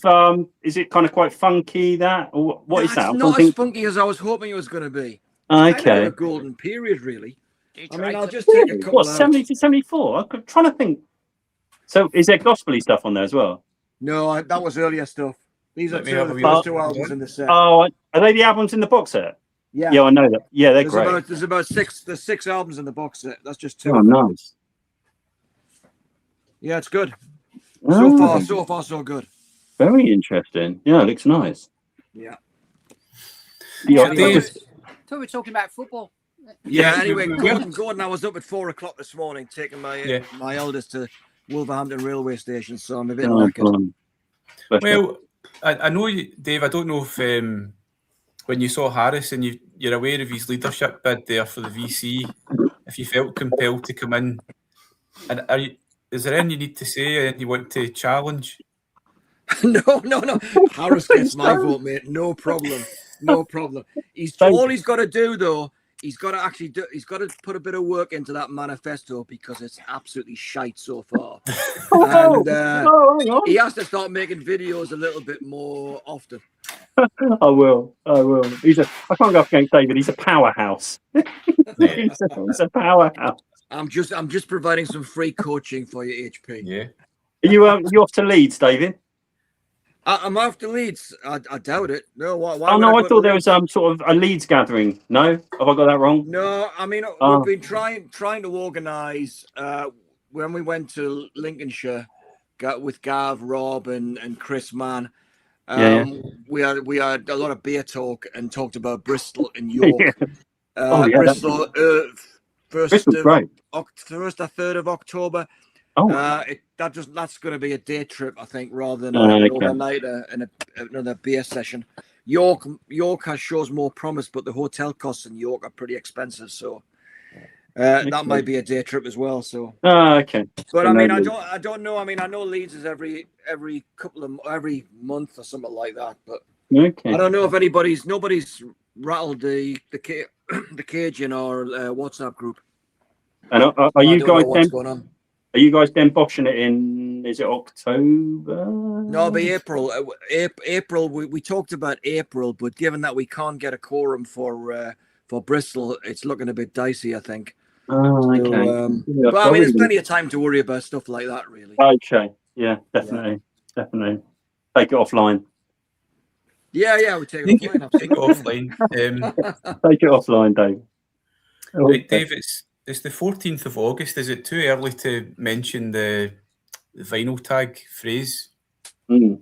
There's a schedule. There's a schedule of announcements. And, I like some of this. Yeah, we've done. You know, I say we. It is kind of we, but there is a bit of a plan. You know, in train really. So that's an exclusive, isn't it? This is an exclusive. Wait, there were other people involved. I've even got some video material already prepared. Like there's a documentary about it, the making of. Well, you know me. Never miss an opportunity. Well, this all sounds great. Right, so look at that. There's Jack. This is popcorn. Oh, that's elite. The elite are in the house. This is water cooler chat here. You know, it's all John's fault. John started all the trouble. Okay, so John's on the committee. That's one name. No. John's not on the committee. He's not on the committee. Say that name. 27. No, but John had a lot to do with 2026. Yeah. Okay, so you're throwing John under the bus. I like that. Oh yeah, absolutely. Yeah, because he threw me under the bus. I love it. Well, that's intriguing. That's so. absolutely intriguing, I would say. It actually is not that exciting. He's making this up as he goes along. No. It sounds interesting. Yeah. No, yeah. Yeah. No, yeah. I think it's just a question of who's going to make the first announcement and then get it ignored. And then people just going to do what the fuck they want anyway. So who gives a shit? It'll be good, man. Mm-hmm. Well, something that Nick's. I've just seen Nick's comment there, touting a Leeds meetup. It's possible. Yeah. Possible. Yeah. When is it? When is the Leeds one? Roughly. It's every month. No, but when is there a bit of a meetup being touted, as Nick said? Well, you've said Bristol in October, York in November, and now do you want to do Leeds at New Year? I mean, that's the problem. There's too many, isn't there?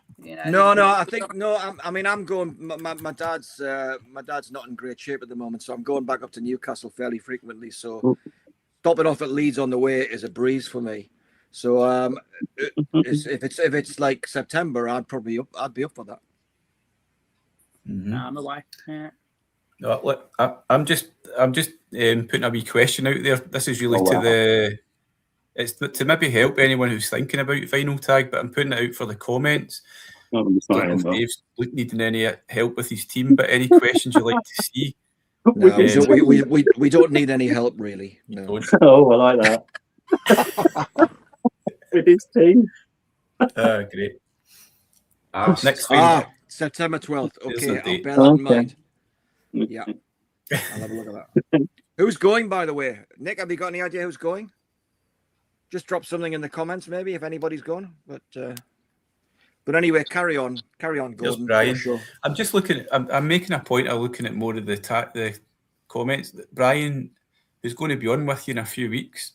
Dave, have ever been a year when the tag was announced, everyone posted a response? Maybe back in the old days. No, I think there used to be a pissing contest on the 1st of January, and then everything just fell to pieces.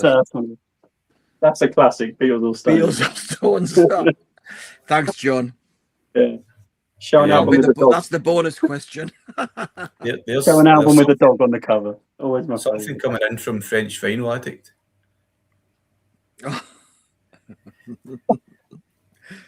Oh dear, oh dear. I don't know.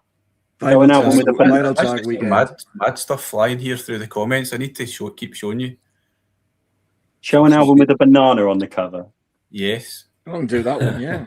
Charlotte's Vinyl Tag weekend. Oh, very good, David. Yeah. Like that. Between 10th and 11th. Yeah. Good album. Old Charlton's, yeah. Good shout. I've only got on CD though. Yeah. Mm-hmm. Okay. Great shout. Right. Okay.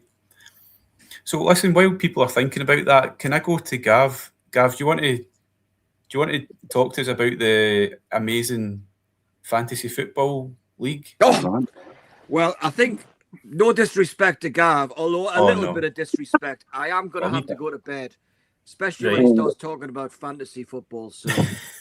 So, I always say it's great to see everybody, and I'd love to hang around for a bit longer and actually make a useful contribution. But I've let you all down tonight. That'd be a first, wouldn't it? Yeah, you won't be missed. Goodbye. Yeah, kick him out. You're my favourite, I said I'd like to make a contribution, given that I haven't really. Bye. Okay. There's somebody who knows what it's like to live in the gutter, calling everybody a cunt. But there you go. But I shouldn't say much more about that. Anyway, and on that bombshell. That is a bombshell. Oh, that's another great shout there. See you later, guys. Banana. Oh, well done. Nice one, Edley. Yeah. You're my favourite, David. Yeah. Have a good one. That's a really good shout out, you man there. Yeah, and any more banana ones that's not? Yeah, banana. Right. Banana I keep trying to think of. Never had a banana on the cover. The monkey's not eating a banana on the front of that talking head. Is it naked? Is it? I think Mersey Yang is not eating a banana on the front of that, is he? Who's that? I was thinking, that Talking Heads record with the the chimpanzee. He's not eating a banana on the front, is he? Though I don't think. I've got one. The Dandy Warhols. Dandy Warhols. Yeah. Is that the urban bohemia one? I don't know. Tales of Urban, Oh. Bohemia, I think. I'm kind of getting into the Dandy Warhols. Yeah. Banana Gun, the Australian band. Oh, but another one. Oh, Kevin Ayres, right? Okay. And favourite member of great Banana question. Come Rama. on, favourite member of Banana Rama. That's a ridiculous question. There is only one. There's a Leonard Cohen album, isn't there, where he's peeling a banana? Yeah, that's the one that Headley said. Yeah, too late, Gat. That was when you disappeared, mate. That came up. It's got to be Siobhan for Banana Rama, I think. Right. Aaron, by the way. Because I liked with the whole Shakespeare sister thing, and No. Gav, are you? Yes. Well, she had a bit of like a goth, dark energy thing about. She was it's quite an interesting thing. That to be honest. she was interesting, wasn't she, Siobhan? Yeah. Oh, right, here we go. Go on, Gav. Off we go. You're up. Well done. There you go. Right. So, Gav, give it a good shout, would you? Give it a good shout out, please. So go.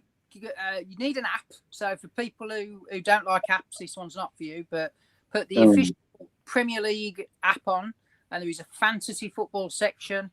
Create a team, dead easy. It can actually create a team for you, and then you can mess about with it. And then that little code, that's how you join the Vinyl Community Fantasy Football League. And obviously, I'm trying to get as many people as I can in, because we need someone to beat Rob Walker. This is the cry. Come on, people. We need someone to step up and beat the King of the North, because we've already got one. We don't need to. So, come on. Sign up. Yeah. There's still a week to go. I think we're up to a dozen now. If we could get another few, if we could get it up to about 20, that'd be like a nice little league, wouldn't it? There's a few not come back from last year. I think they've been relegated. They've given up. Oh, they're all right. I was John. But yeah, so we'll see who comes up. Nice one, Gav. I'm looking forward to it. I think it'd be a really good laugh, that.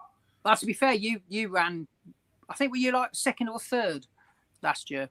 I think I finished third. I think I was fourth. There was another. But I was no second actually. But Rob just completely.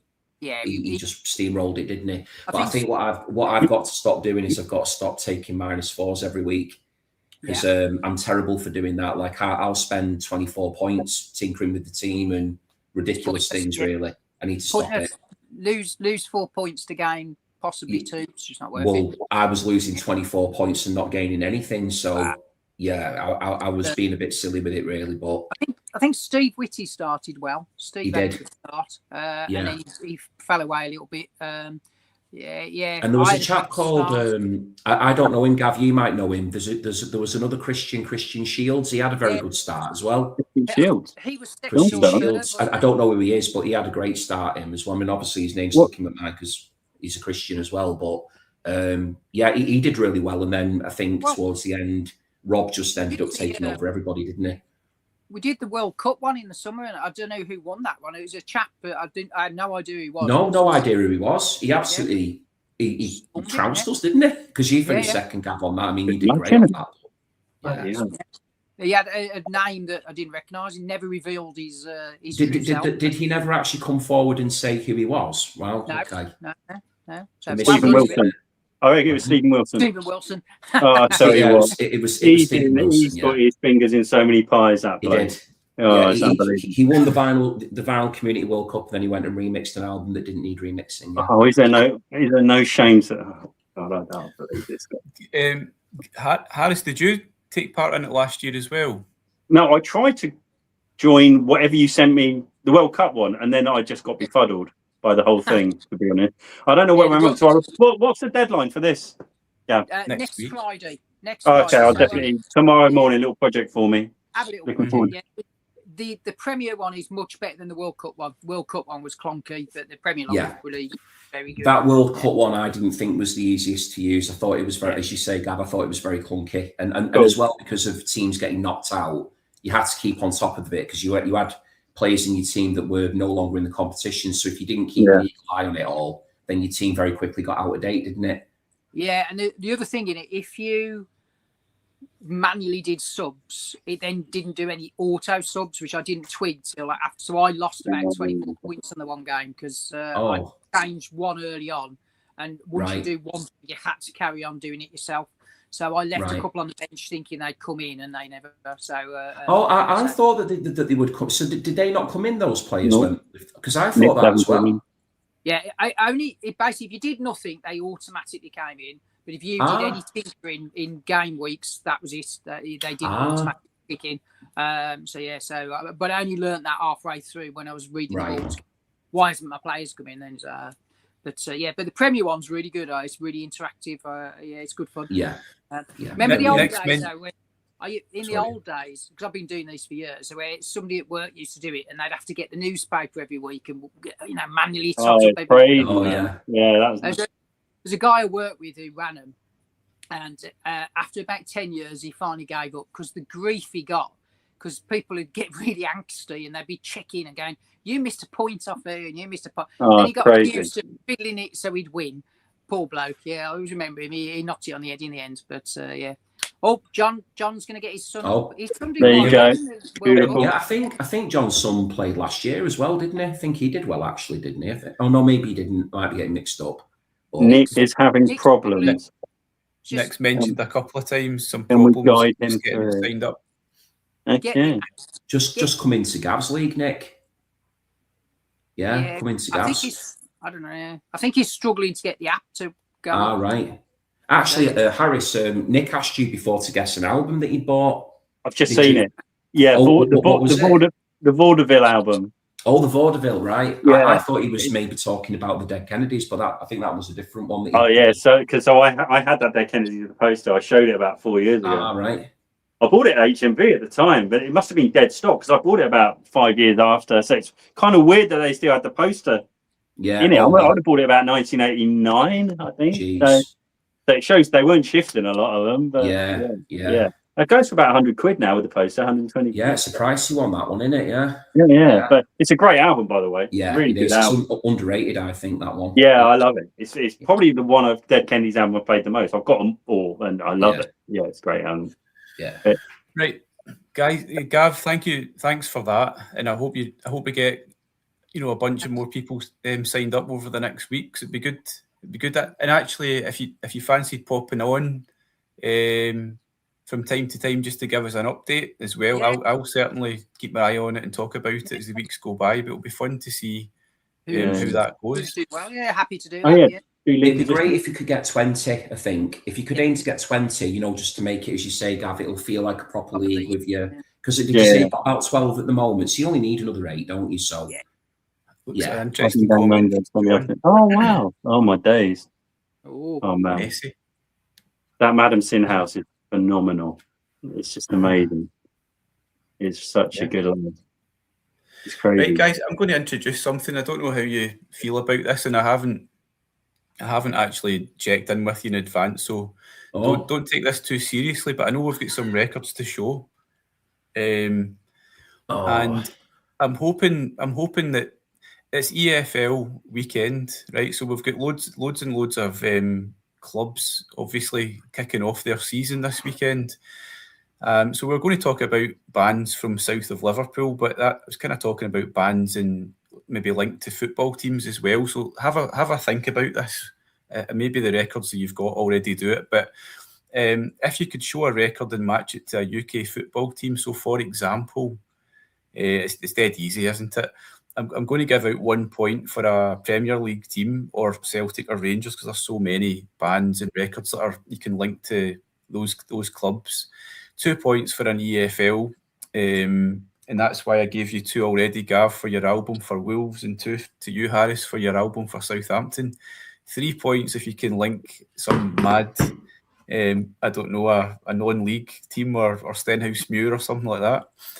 Your record needs to be connected by either the origins of the band, so that maybe they're from Oxford, for example. Shout out Oxford. Could be that there's a supporter within the band. It could be there's a significant event like an amazing gig or a notorious gig that was played there. Give you an example, Mick Jagger. Now I say apparently he's an Arsenal fan, they say, but he's a Man United fan if you look at different sites. So, but you could show the Rolling Stones for Arsenal potentially. Now, I've got a wee example to show you if we get this back here. hold on a sec. Pressed the wrong thing. Hold on. Right. This one here. This was the one I was talking about earlier on, Christian. I put the wee comment. Who by numbers. Yeah. So I was focusing on Daltrey. There he is in a fantastic perm. And a wee bit like you said, Gav, earlier on when you talked about not going to the Wolves games back in the 80s. So basically Daltrey was a QPR fan, but he stopped going to the games, he says, to do with the kind of hooliganism that he came across, I think, at QPR. So then he started following, I think it's Arsenal. So there's a wee shout out to Arsenal here. I think he's an Arsenal fan. The Who played, I don't know if you're aware of this monumental gig at Charlton's ground, the Valley. Like they entered the Guinness Book of Records for the loudest live performance or something. And the Guinness Book of Records stopped doing that as a record because they were worried about people becoming deaf. It was so loud, a mad, packed out Valley at Charlton. And of course, you could shout out the Who for Leeds, live at Leeds, I suppose, but I'm not showing live at Leeds, so maybe I don't get that one. So I'm going for cool album, one I don't listen to that often. I've been playing it this week. So it's QPR, it's Arsenal, and it's Charlton. So you're giving yourself points for all them? Well, yeah, why not? What do you think? Is this utter nonsense? It's fine. It's total nonsense. Well, I'm going to show a band where the lead singer went to all 20 towns or cities that are in the league. See, there you go, 20 points. He played a gig in every city. Yeah. No, that obviously, Gordon. That's a brilliant pick. That's a 5-pointer. Do you know the album? I think it's quite good. It's quite decent. I heard it years ago, but it isn't one I've got in the collection. But I do remember enjoying it. That's one of those albums I call it's like a Cinderella album. It sits in the dark on your shelf, but I pulled it out. Oh, it's got stuff like squeeze boxes on it. Oh, squeeze box. Yeah. The opening track, Slip Kid, is good as well. It's a good kind of rocker. And there's actually a cracker I wanted to say, Blue, Red and Grey. It's Townsend and Just the Ox, Entwistle. Entwistle's playing French horn and trumpet, and Townsend's playing ukulele, which possibly sounds horrendous, but it's actually really good. It's a cool song. Sounds cool. Yeah. So that's one for quite a few teams right there. I've only got the debut album, The Who, which is a cracker, by the way. Oh, brilliant album, yeah. Yeah. That got Legal Matter on it? Legal Matter. Yeah, it's got Legal Matter. What tune that is? Yeah. Circles? Have we got that Kids on Are All Right. My Generation. Yeah. That's odds and kind of odds and sods kind of stuff. Yeah. Oh, it's brilliant. Cool. It's a great album, that. Yeah. Cool. So anyway, there you go. Who's got a record? I don't know how any of us are going to top that, really. I don't know. Look, I've been cheating because I've been thinking about it, haven't I? I might be ready to top it. Go on then. Oh, right. Oh, God, Harris, that's confident. Can I offer the phrase, make me big? Yeah. Here we go. I feel a wee bit uncomfortable about that, but I'm going to go for it anyway. Get ready. Right. Southampton have got Stoke in 2 weeks. Get ready for this bombshell. Aha are Stoke fans. No. That's from the BBC website. So it's all official. Yes, right. Here we go. Take on me. We will be taking them on. Taking them on in 2 weeks. Yeah. Get ready. Stoke City. Right, and Aha say on here, no way. Stoke have always been big in Norway, which I didn't even think Stoke were big in Stoke, if I'm honest. So the fact that they're big in Norway has come as quite a bombshell. But that's what I was saying, because Morton's from Stoke, right? Morton's from Norway, and he supports Stoke. So is that why you mentioned that before? Because it's up, right? Yeah. So, but Morton Harker, he's obsessed by Stoke. He's absolutely nuts. He gets the shirt every year. Wow. He pays us. He sometimes he bundles over on the plane every week for home games. He bloody loves them. Wow. It's mental. Is that the 12-inch? Is that an album? Sorry, Harris. No, it's a 12-inch single, mate. 12 quality. By the way, if you want a good 12-inch extended mix, Aha are up there with the Pet Shop Boys in the order. Sun Always Shines on TV is probably one of the best extended mixes I've ever heard. But Take On Me is good as well. It's a cracker. I'll need to listen to them later because I love extended mixes and stuff. I've never heard either of those actually. They're the masters of the extended mix, or whoever is behind them. I suspect it's not Aha. He probably watches Stephen Wilson while that's going on. I imagine. Stephen Wilson, Harris. Yeah. Will it be Stephen Wilson? I hope not. That's going to put me in a quandary. I don't know. I don't know what to put an ankle tag on them, won't you? What on earth is the connection between Stoke and Norway, though?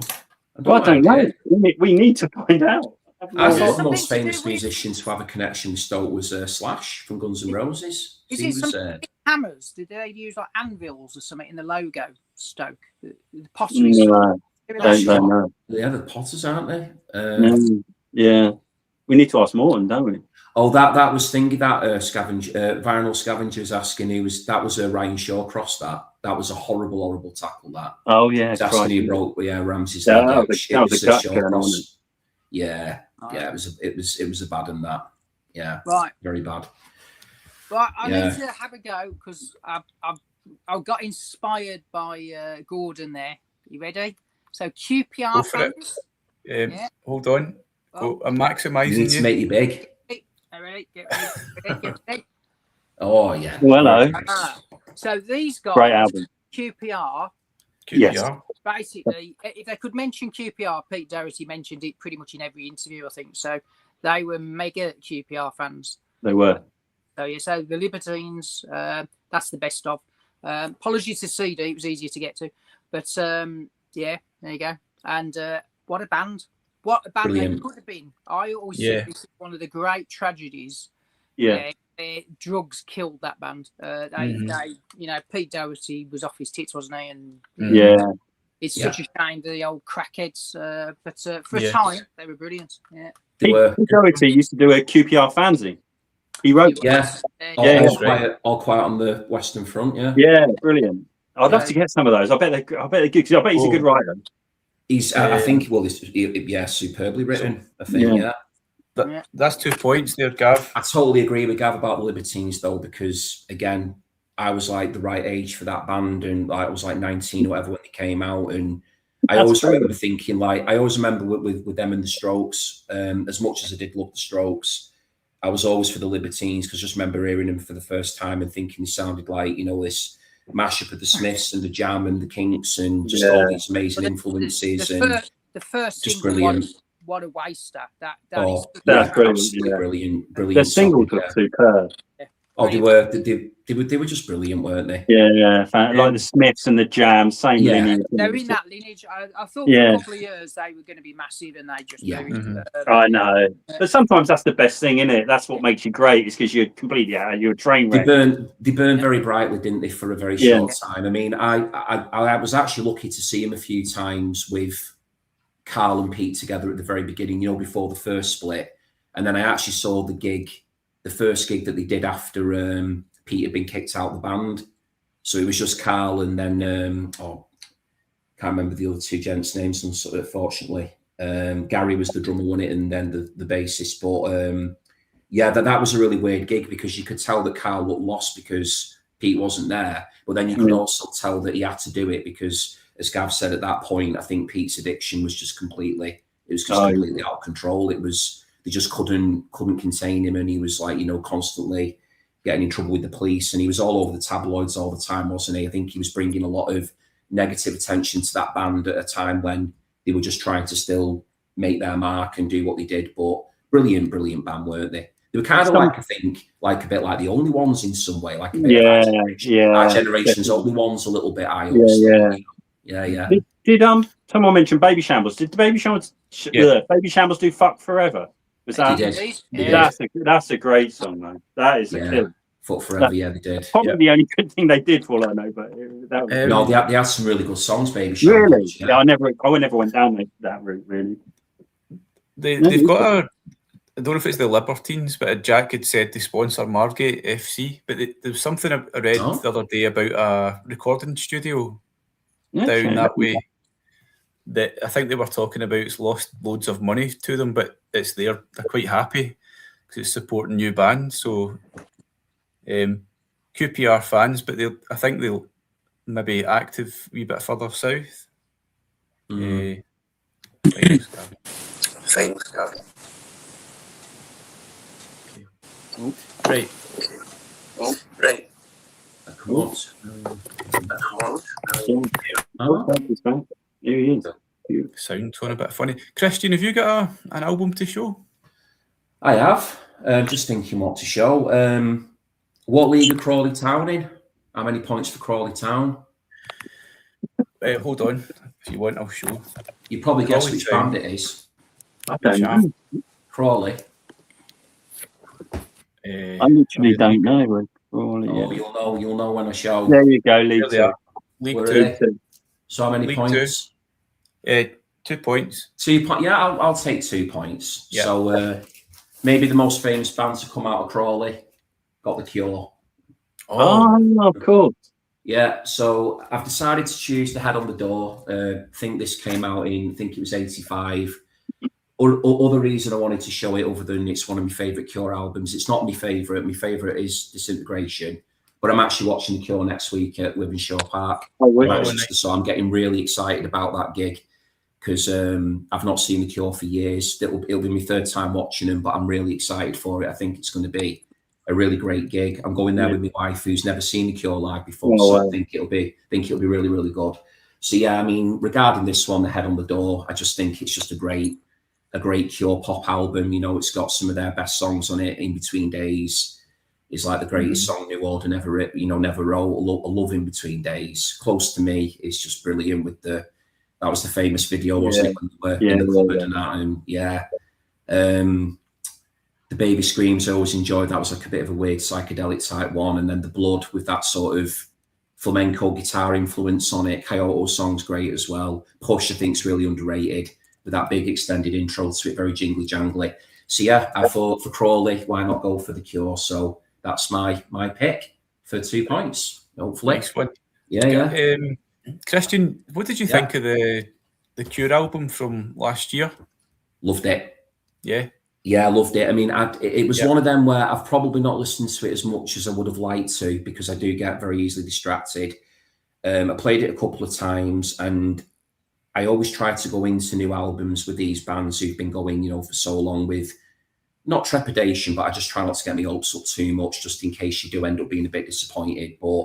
And I think because The Cure are one of my all-time favourite groups, I just wasn't sure on how good it would actually be, but I was really pleasantly surprised at how good it was. I thought it was beautifully produced. It had a lovely cohesion to the record. I thought the songs were, some very big long intros, and I think Robert Smith just seems to still be on it, and I think he still has the passion to keep creating really, really great music. It doesn't sound like he's, it's like it's not Cure by numbers. It feels like an album that is a really good extension of their discography because for me they've had so many great albums. So I think it's a really good record, and hopefully it will continue. It will maybe bring newer and younger fans to their fan base because they've got a lot of new fans as well now, haven't they? The Cure with the younger generation, which I think is a positive thing. So yeah. It's interesting. There's certain bands that people can't agree on the best. There's some bands where it's pretty obvious, but like the Smiths, Depeche Mode, REM, no one can seem to. And I've got to say, with The Cure, to me, the album for me, it's so obviously the best, and no one agrees with me. I think it just blows the other way. It's Kiss Me, Kiss Me, Kiss Me. I think it's amazing. That opening track, where that guitar track, he's sort of like Hendrix, man. It's just like that's Paul Thompson, that thing. Just stuff like Cockatoos, like one of the minor tracks. It's just so brilliant. Yeah, like Heaven and Why Can't I think that whole album is unbelievable. I think it's and no one else kind of go, they're like, I like it, but it's like I'm like, no, it's amazing. I think it's underrated. I think I love it. It's one of them. I don't know at the time whether or not people thought, with it being a double album, whether there was a bit of fat on it? Could it have been trimmed down? I mean, I know what you're saying. I think there's some really good songs on it. And to be honest, it's not one I've played in a while. But I think what it is with that album is, you say the songs on it which are really good are like outstandingly good. Like some of the best. Catch and stuff like that. Yeah, and just like some of the real downer stuff is good as well on side 3. Like, I think it's brilliant. There's something about the guitar tone on it. It's just awesome. I don't think I'm going to listen to it over the weekend, Harris. I'm going to listen to it. I will. No, I will. It's been ages since I've listened to it, so you've inspired me to give it a spin. I will say, no one agrees with me. Everyone goes for like what you've said or pornography and that, but I think it's an amazing album. But, I might need to revisit it. But it's interesting, like us 4 now, and probably people in the comments have probably all got a different favourite Cure album, but they're all equally good. Like Faith, someone mentioned Faith. Faith's a great album. Yeah. You know, 70s, like Pornography is one of the best they ever did as well. Yeah. So, which one's got Cats of Grey in it? Cats of Grey?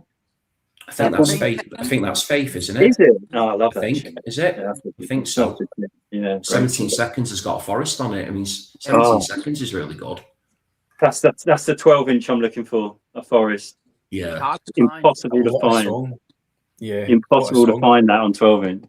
Mm-hmm. Oh, I do hope you find that though. No, there you go. I mean, I absolutely love Wish. Coming. I think Wish is a brilliant album. I love Wish. Yeah, it's okay. It's a really good album. Yeah. Not as great shout. And I didn't actually know they were from Crawley. So from Crawley. Yeah. Well, I think the band were formed in Crawley, weren't they? I'm not sure if they were all from the area. I mean, they were formed in Crawley, so I think that'll be my link for Crawley Town. Yeah. Oh, nice. Then Gav or Harris, do you want to flash another one up? Here we go, Gav. What you got? So, Stuart Pearce. Genius. Well done, mate. Well done. Nice one, Gav. Massive punk fan, isn't he? Did you ever listen to him on tour? Or he's always going to gigs and stuff like that. So, and a bit of a legend, wasn't he, Stuart Pearce? So love him. That's a great shout, Gav. That's brilliant. Brilliant. Good link. His favourite ever band, I think, Stranglers. Yeah. He's seen them about 400 times, I think, or so. Yeah, something like that. Yeah, he's a proper fan. Yeah. I think anything punk he goes and watches. Yeah. So is that a shout for Nottingham Forest then for Nottingham Forest? Yeah, which are Premier, but But Gav, you're in the lead there. You're on 5. Oh, Harris. I got another one as well. Gav, right? Go for it, Gav. I was going to let Harris go next. Very gentlemanly. I like that. Harris, are you ready? I'm ready. So we've got Watford on Sunday. It's live on TV. I'll be going down to the London Brew House if anyone wants to join me. Excellent. But they've got about 38 screens. Madry on tap, by the way. And we've got Watford. I'm thinking, who can I link to Watford? Jerry Halliwell. Jerry Halliwell, but I don't have any Spice Girls records. And then it was obvious. I guess that's why they call it the Blues. You will have the Blues, mate, because we're going to batter you on Sunday. Possibly the greatest football chairman that's ever lived, because Watford were a laughing stock before he bought them. And he bought old Graham in, didn't he? Graham, what's his name? Yeah. Did they win the FA Cup? I can never remember. They got in the FA Cup final in '83 against Everton. I'm not sure if they did. Won, I think they won. Sure. And also, they got in the Division 1, which is now the Premiership. And Watford were a laughing stock before he took them over. Yeah. And they were great in the Premier League, which was League Division 1 then. In 1 year, they were challenging, if I remember rightly. They were absolutely... Yeah, Graham Taylor. But Elton John just completely changed Watford forever, didn't he? Because they were unheard of before. Without a doubt. He brought in he joined them in 76 to 87, and that was a great period for them. But just best of cracking. Brought out to support Sacrifice, which I don't really like. But I like the shitty period of Elton John. That's my favourite period. So that period from sort of Sorry seems to be the hardest word. Song for Guy, Part-Time Love, that's the banger. Blue Eyes. That's not a shitty period. That's but it's not the brown eyed. Yeah, it's not like early 70s. Yeah, that's exactly. So people always go for that. Oh, here we go. There you go. But to be fair, the albums these came off were dreadful. They were all dreadful. But yeah, I'm still standing. Kiss the Bride. Passengers. I love Passengers. Passengers, yeah. Sad Songs. Nikita. He was just banging after. Elton John was always around in the 80s, wasn't he? He just was always banging out here. Yeah. I love Elton. When Elton finally dies, it's going to be a sad day, man. I'm telling you. Is thingy on that as well? What's it called? Is it Wrap Her Up? Wrap Her Up? No. To be fair, it's all the biggies. So your songs, Rocket Man, Honky Cat, Crocodile, Daniel, Goodbye Yellow Brick Road. So it's like this came out. This might be hard to find. I'm not sure because this came out in 1990, I think. So it's a really nice, nice. But it's his. Elton's great, and you sort of take him for granted, but he's fantastic. Yeah, no, I was raised on Elton. My mum is an absolutely obsessive Elton fan, so I was brought up on Elton. Yeah. Really, I love all of it. It's all great, really. It's guys, what do you think of that one? Brilliant album. I've never heard it. Yeah, it's like the country, like his country album, isn't it? Yeah, great album that. It's all that kind of American homage almost. I don't think he'd really been to America much by the time that album had come out.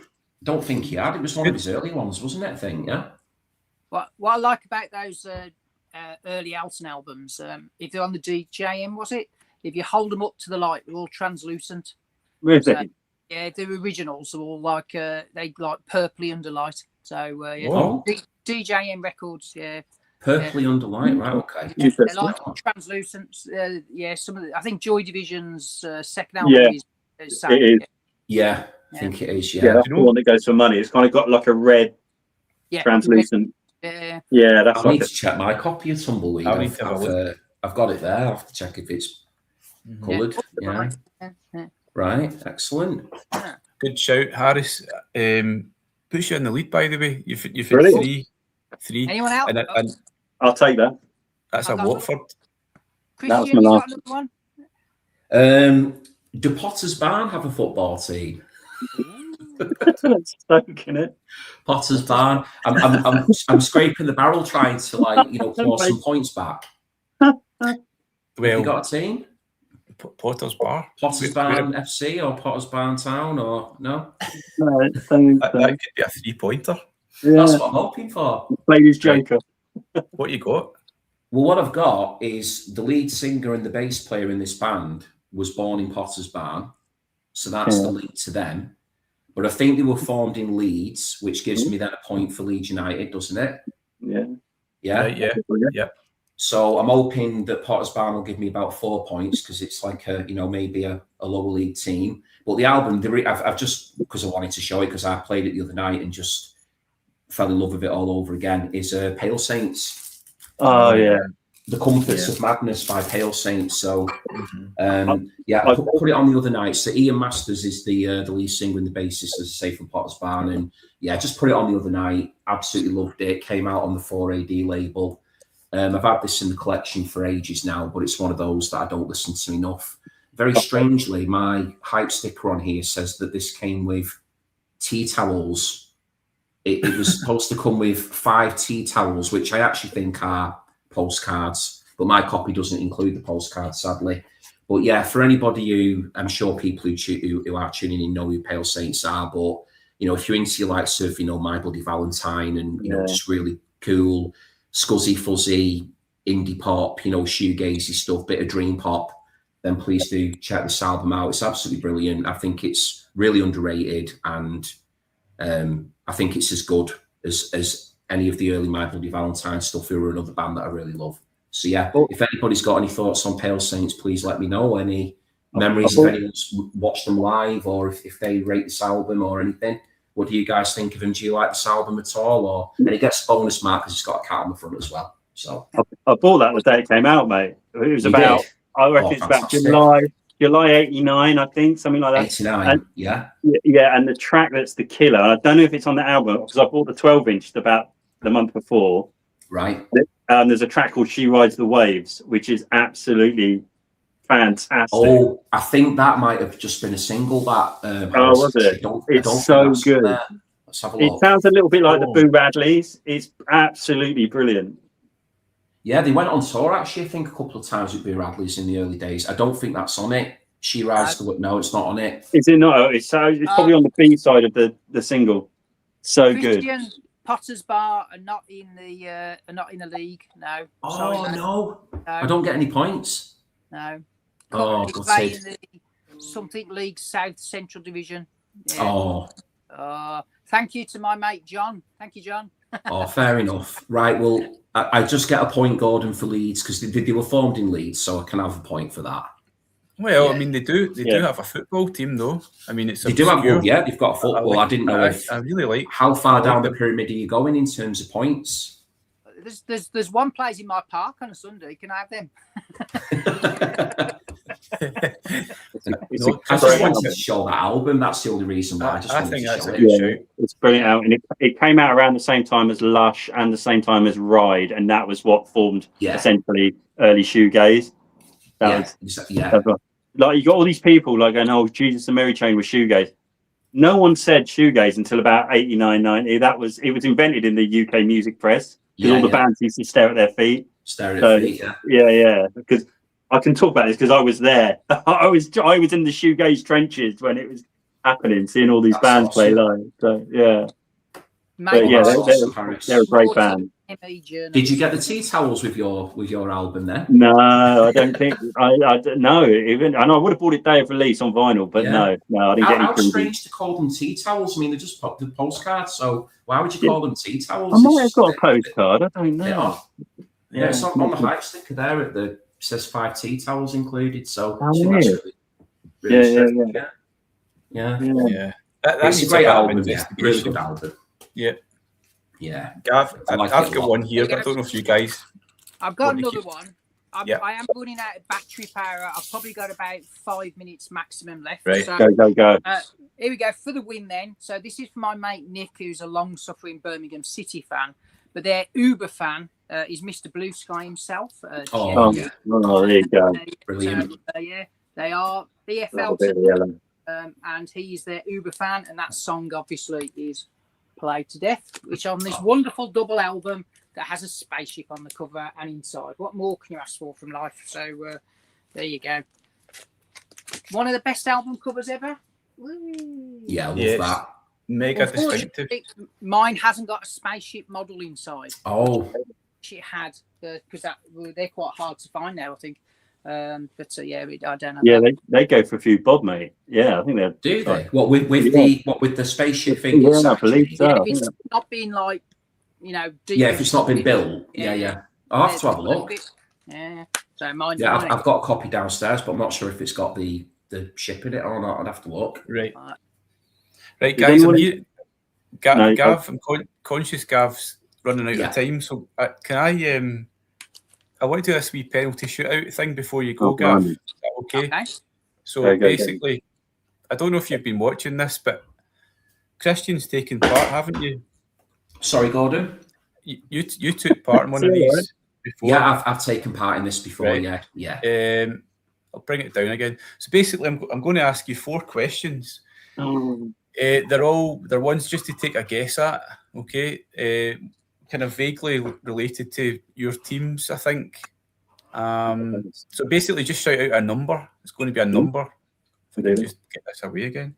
Okay.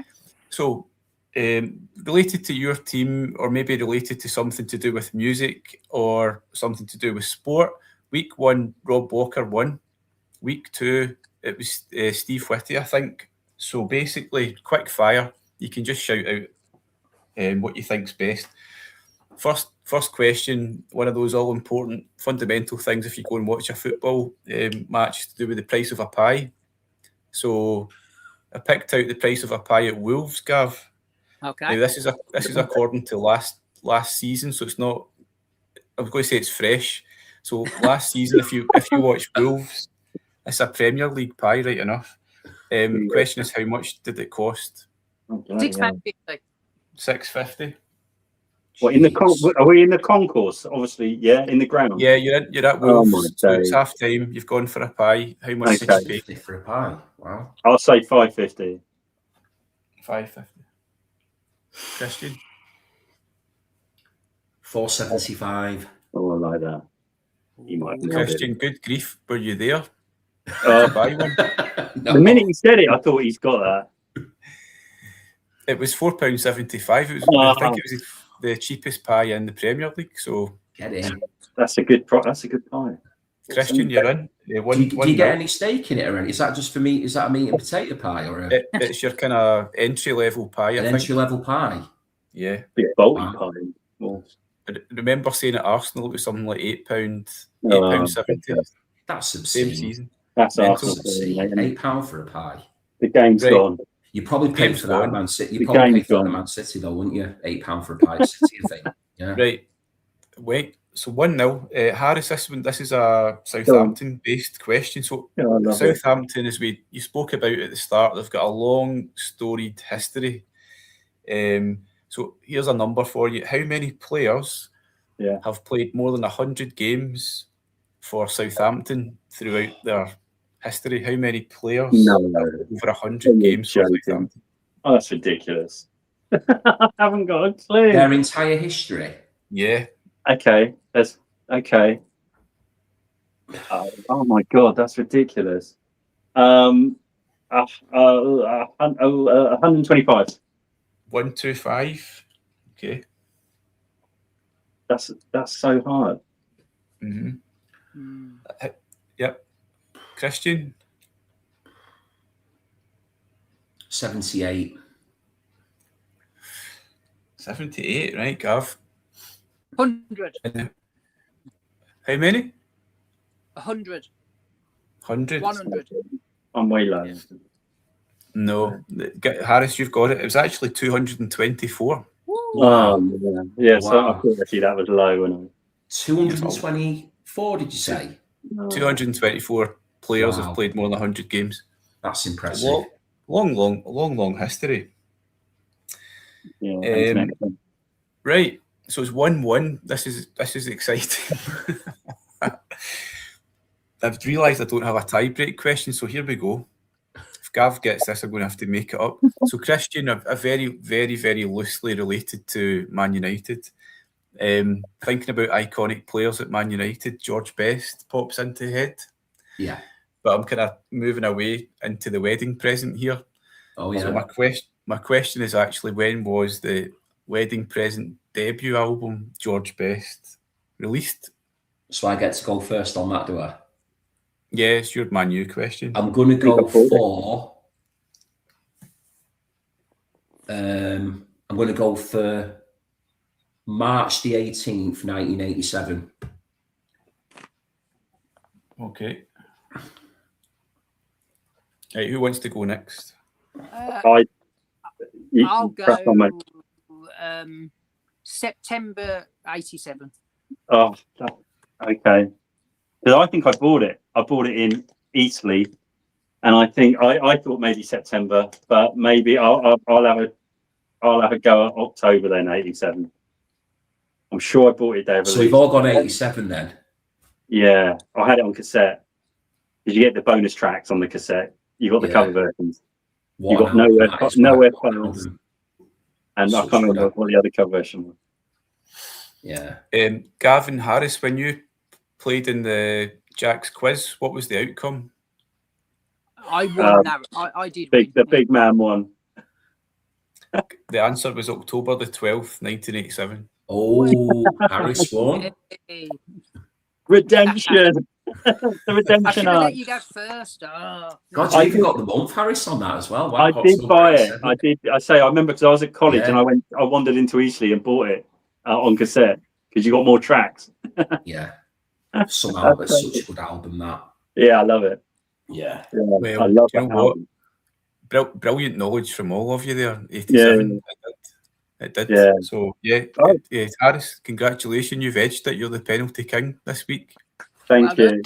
Well done, Cheers, mate. Well Cheers, guys.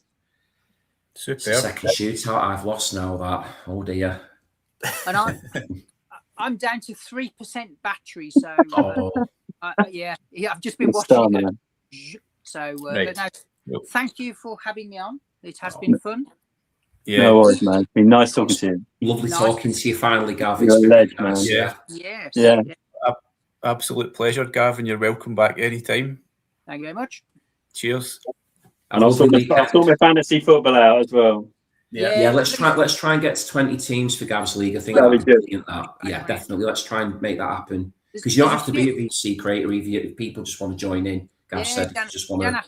There's a few people out there trying to join, I think. So I think there's at least 3 or 4 people, trying to join up. So good luck. Embrace the technology. I'll message your helpline if I'm struggling, mate. All right, mate.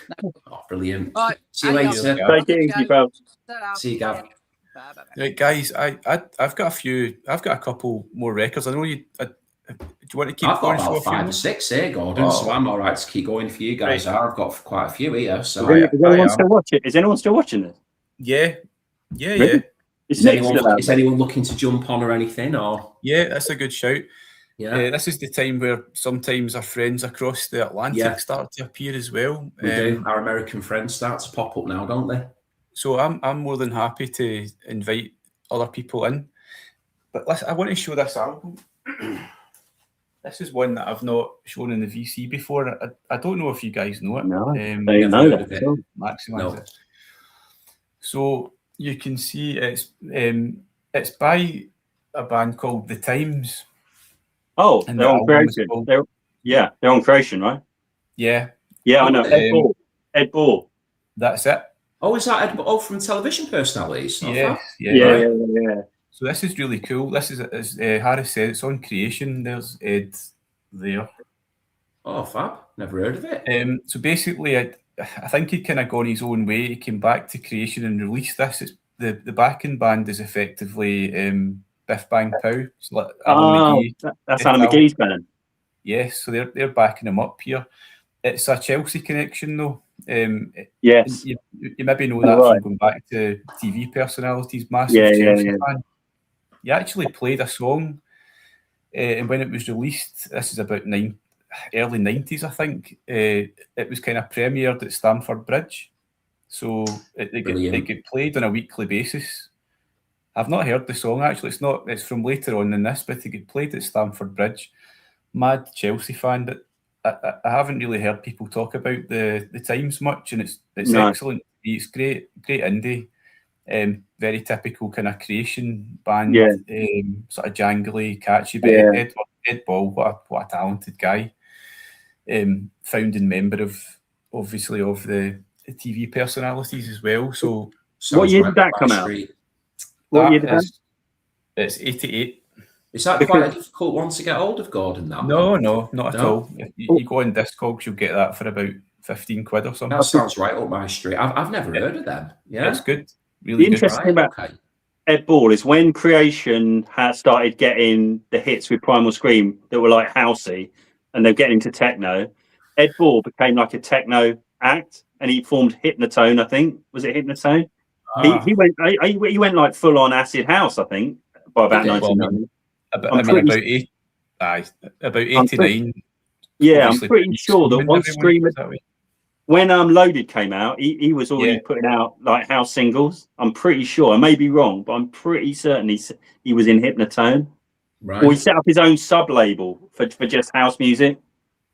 But interesting guy, actually. I was going to say, Harrison, it sounds to me from how Gordon described him as well that maybe he's going to be one of these people who, in the years to come, will, maybe get reevaluated and maybe people appreciate him more after, maybe when he's, it sounds morbid to say it, but when he's not here anymore. Where you kind of appreciate him more than when he was actually around doing what he was doing. Yeah, I think he was a really important part of the whole Creation scene, Comment there is interesting that the Times had a mod following from memory. Oh, I think they did.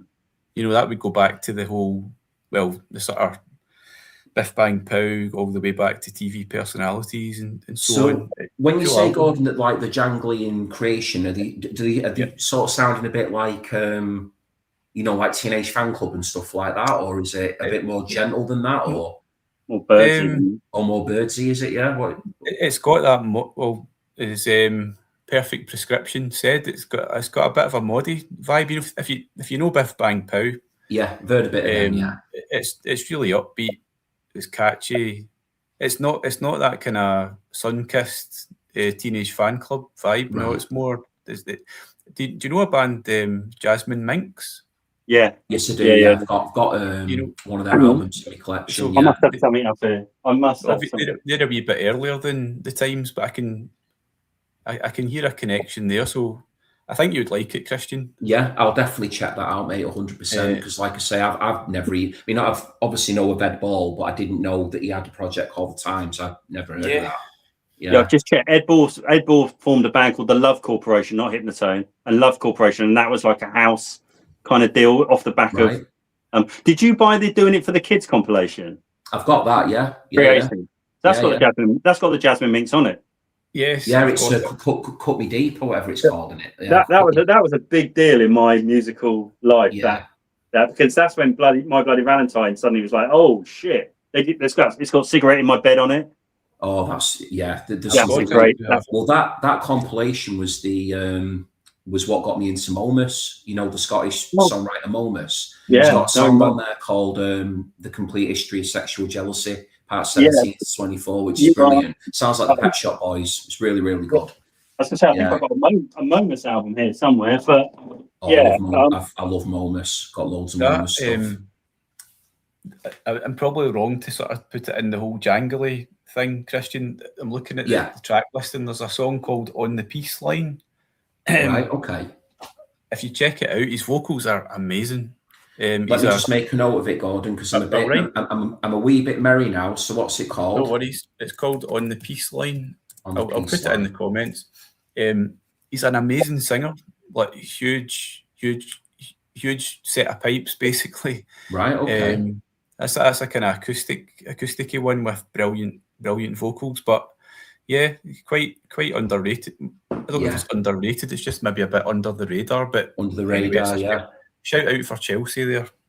Yeah, that's a cracking connection to Chelsea. That's a great album. Is that a good album? You know what? It's literally come my way in the last couple of days. Superb, and I've been given it, and I've not played it yet, and I'm really looking forward to listening to it. Well, you're going to think now that I'm making this up, but I swear to God I'm not. So there's a song on that. I won't get into the subject matter and all that of it because it's a very controversial song. There's a song on that called The Guitar Lesson, and it was covered. Yeah. It was covered by none other than Stephen Wilson. Really? I shit DNA. The Guitar Lesson sitting on side. Yeah, there you go. So Stephen Wilson's covered that. So that's another link back to our friend Stephen Wilson. But no, that Momus album, it's a good one. It's basically like a bit of like a satirical take on Thatcher's Britain. So a lot of the songs on it. I mean, the thing is with Momus is that he's somebody who, from a subject matter point of view, can be very, very, very close to the bone. Like you're either gonna kind of accept it for what it is, or you're just gonna be completely like, no, this is not for me. But as a lyricist, he's absolutely brilliant. But he's definitely not for everybody. He just he's very divisive. Yeah. Do you guys know the band that you probably do? The Happy Family. What do you think of that album? I really like it. I liked it a lot, actually. Yeah, I've not listened to it for years, and sadly, I don't have it in my collection. So if you've got it, Gordon, I'd be well impressed. Yeah, no, I don't have it to hand, but I picked it up a while ago.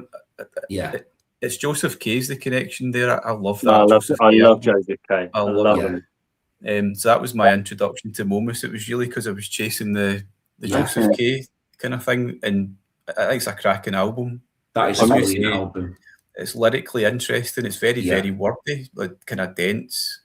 Because if I remember correctly with that album, The Man on Your Street, the concept of it is that he's a guy who's won the lottery and becomes a dictator or something. Yes. So that's right. The thing with that Momus album, that Happy Family one, is he never sounded like that again. So that is a very Joseph K sounding album, but his solo albums, I don't know if you've heard much of his stuff, Gordon, but not really. He kind of went through like a bit of like he started off more as like a bit of a singer-songwriter, more acoustic-y stuff, kind of like Tom Waits influenced and John Cale and people like that. But then, as I was saying to Harris with that Don't the Kids Just Love It compilation, he went in like a bit of a Pet Shop Boys type direction later on, like very synthy and electro and stuff.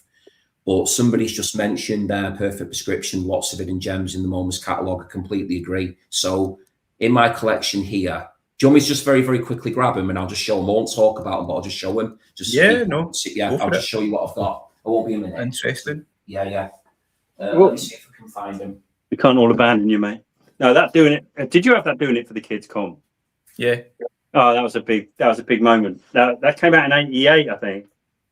And that was because Correction was a bit of a joke label in a way, because there's so much of it was just like a bit crap, if I'm honest. And then there was some really good stuff on that. There was some.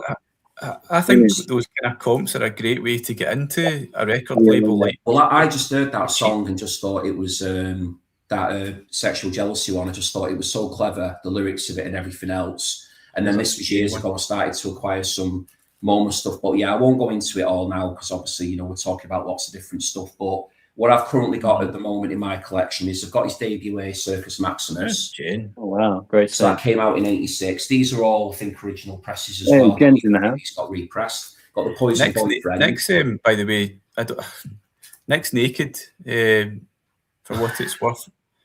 All right, yeah, no, I'm trying to dislodge that image from my brain, mate. So can you just? Now that one there, you might recognise because Bobby Gillespie did a very similar pose on one of the Primal Scream albums. See that with the yeah, so I did. He nicked that from MoMA. That.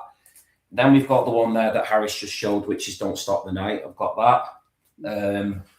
This is a compilation of I think this is his Creation Records years because he was one of the first artists signed to Creation actually. MoMA. Yeah, that's Monsters of Love. This one here is a cracker. This is actually a cover now that you can't get because they had to change it due to copyright issues because of Michelin getting very pissed off. But that's Hippopotamus. So as you can see there, that's the Michelin, you know, the Michelin logo with the hippo on it. The tires. Yeah, I've got that one. I've got Voyager as well. So yeah, I remember kind of like a bit of an electro type one. And then the last one I've got, this is a really underrated album, is Time Lord as well. So I've got that as well. So that's me current MoMA's collection. Very prolific, Christian, isn't he? Oh God, he's released I think he's released about 50 odd albums or something. I mean, he brought out loads of albums during COVID and stuff. But that little run I've got there is, I think, all of the albums that he brought out on Creation. They're all his Creation Records, I think. There. So, but I think he's done a bit of label hopping and he's written songs for like Japanese artists and all kinds. He's done all kinds of stuff. So he is very prolific, yeah, but very interesting. If Nick Vinyl Butty's still out there, can I just squeeze this in, so to speak? Probably not the best phrase with Nick naked. Yes, naked. Nick, if you're out there, does Nick have the Peter and the Test Tube Babies, the mating sounds of South American frogs? Because I've got a feeling Nick might like this band. This is a great album, by the way. It's absolutely fantastic. It kind of sounds like the Damned's third album. It's really good. Recommend it highly, and I think Nick likes them, but I'm not sure. But Nick, if you're still naked, give us a shout, mate. And you say like they sound like the Damned, then I am 100% sold. 100%. Yeah, they're kind of pop. They're pop punk, but they're kind of brilliant. Yeah, really good. It's a great album. I don't know how easy this is to find now, but it's called The Mating Sounds of South American Frogs, and it's by Peter and the Test Tube Babies, and it's really good. The only thing I ever remember about them was they actually did a cover. I don't know if you've heard it, Aris. They did a cover years ago of Never Gonna Give You Up. Really? Rick Astley. The Peter and Test Tube Babies, yeah, they did. There you go. Nick knows them. Because yeah. Yeah, they're great. Jen's on board too. See, Jen's in agreement as well. Hiya, Jen. Yeah, I'm on board if they like the Damned. Yeah, if they like the Damned, 100%. Yeah. And just for Jen, I picked this up today. 12-inch Tears for Fears, Mad World. Brilliant. It sounds fantastic. One track on one side. Oh, it's a goodie. It's an awesome band. Yeah. Nice. Where were they from, actually? They were from... Is it Liverpool, no? What football team would they have? I think it was Bath. Oh, really? Bath. Oh, no. I think they're from Bath. Yeah. I know. Tears for Fears. Yeah, I think so, yeah. But if Bath got a football team? Yeah. I've got... This is another one I wanted to show because I just don't... Oh, yeah. Remember them well.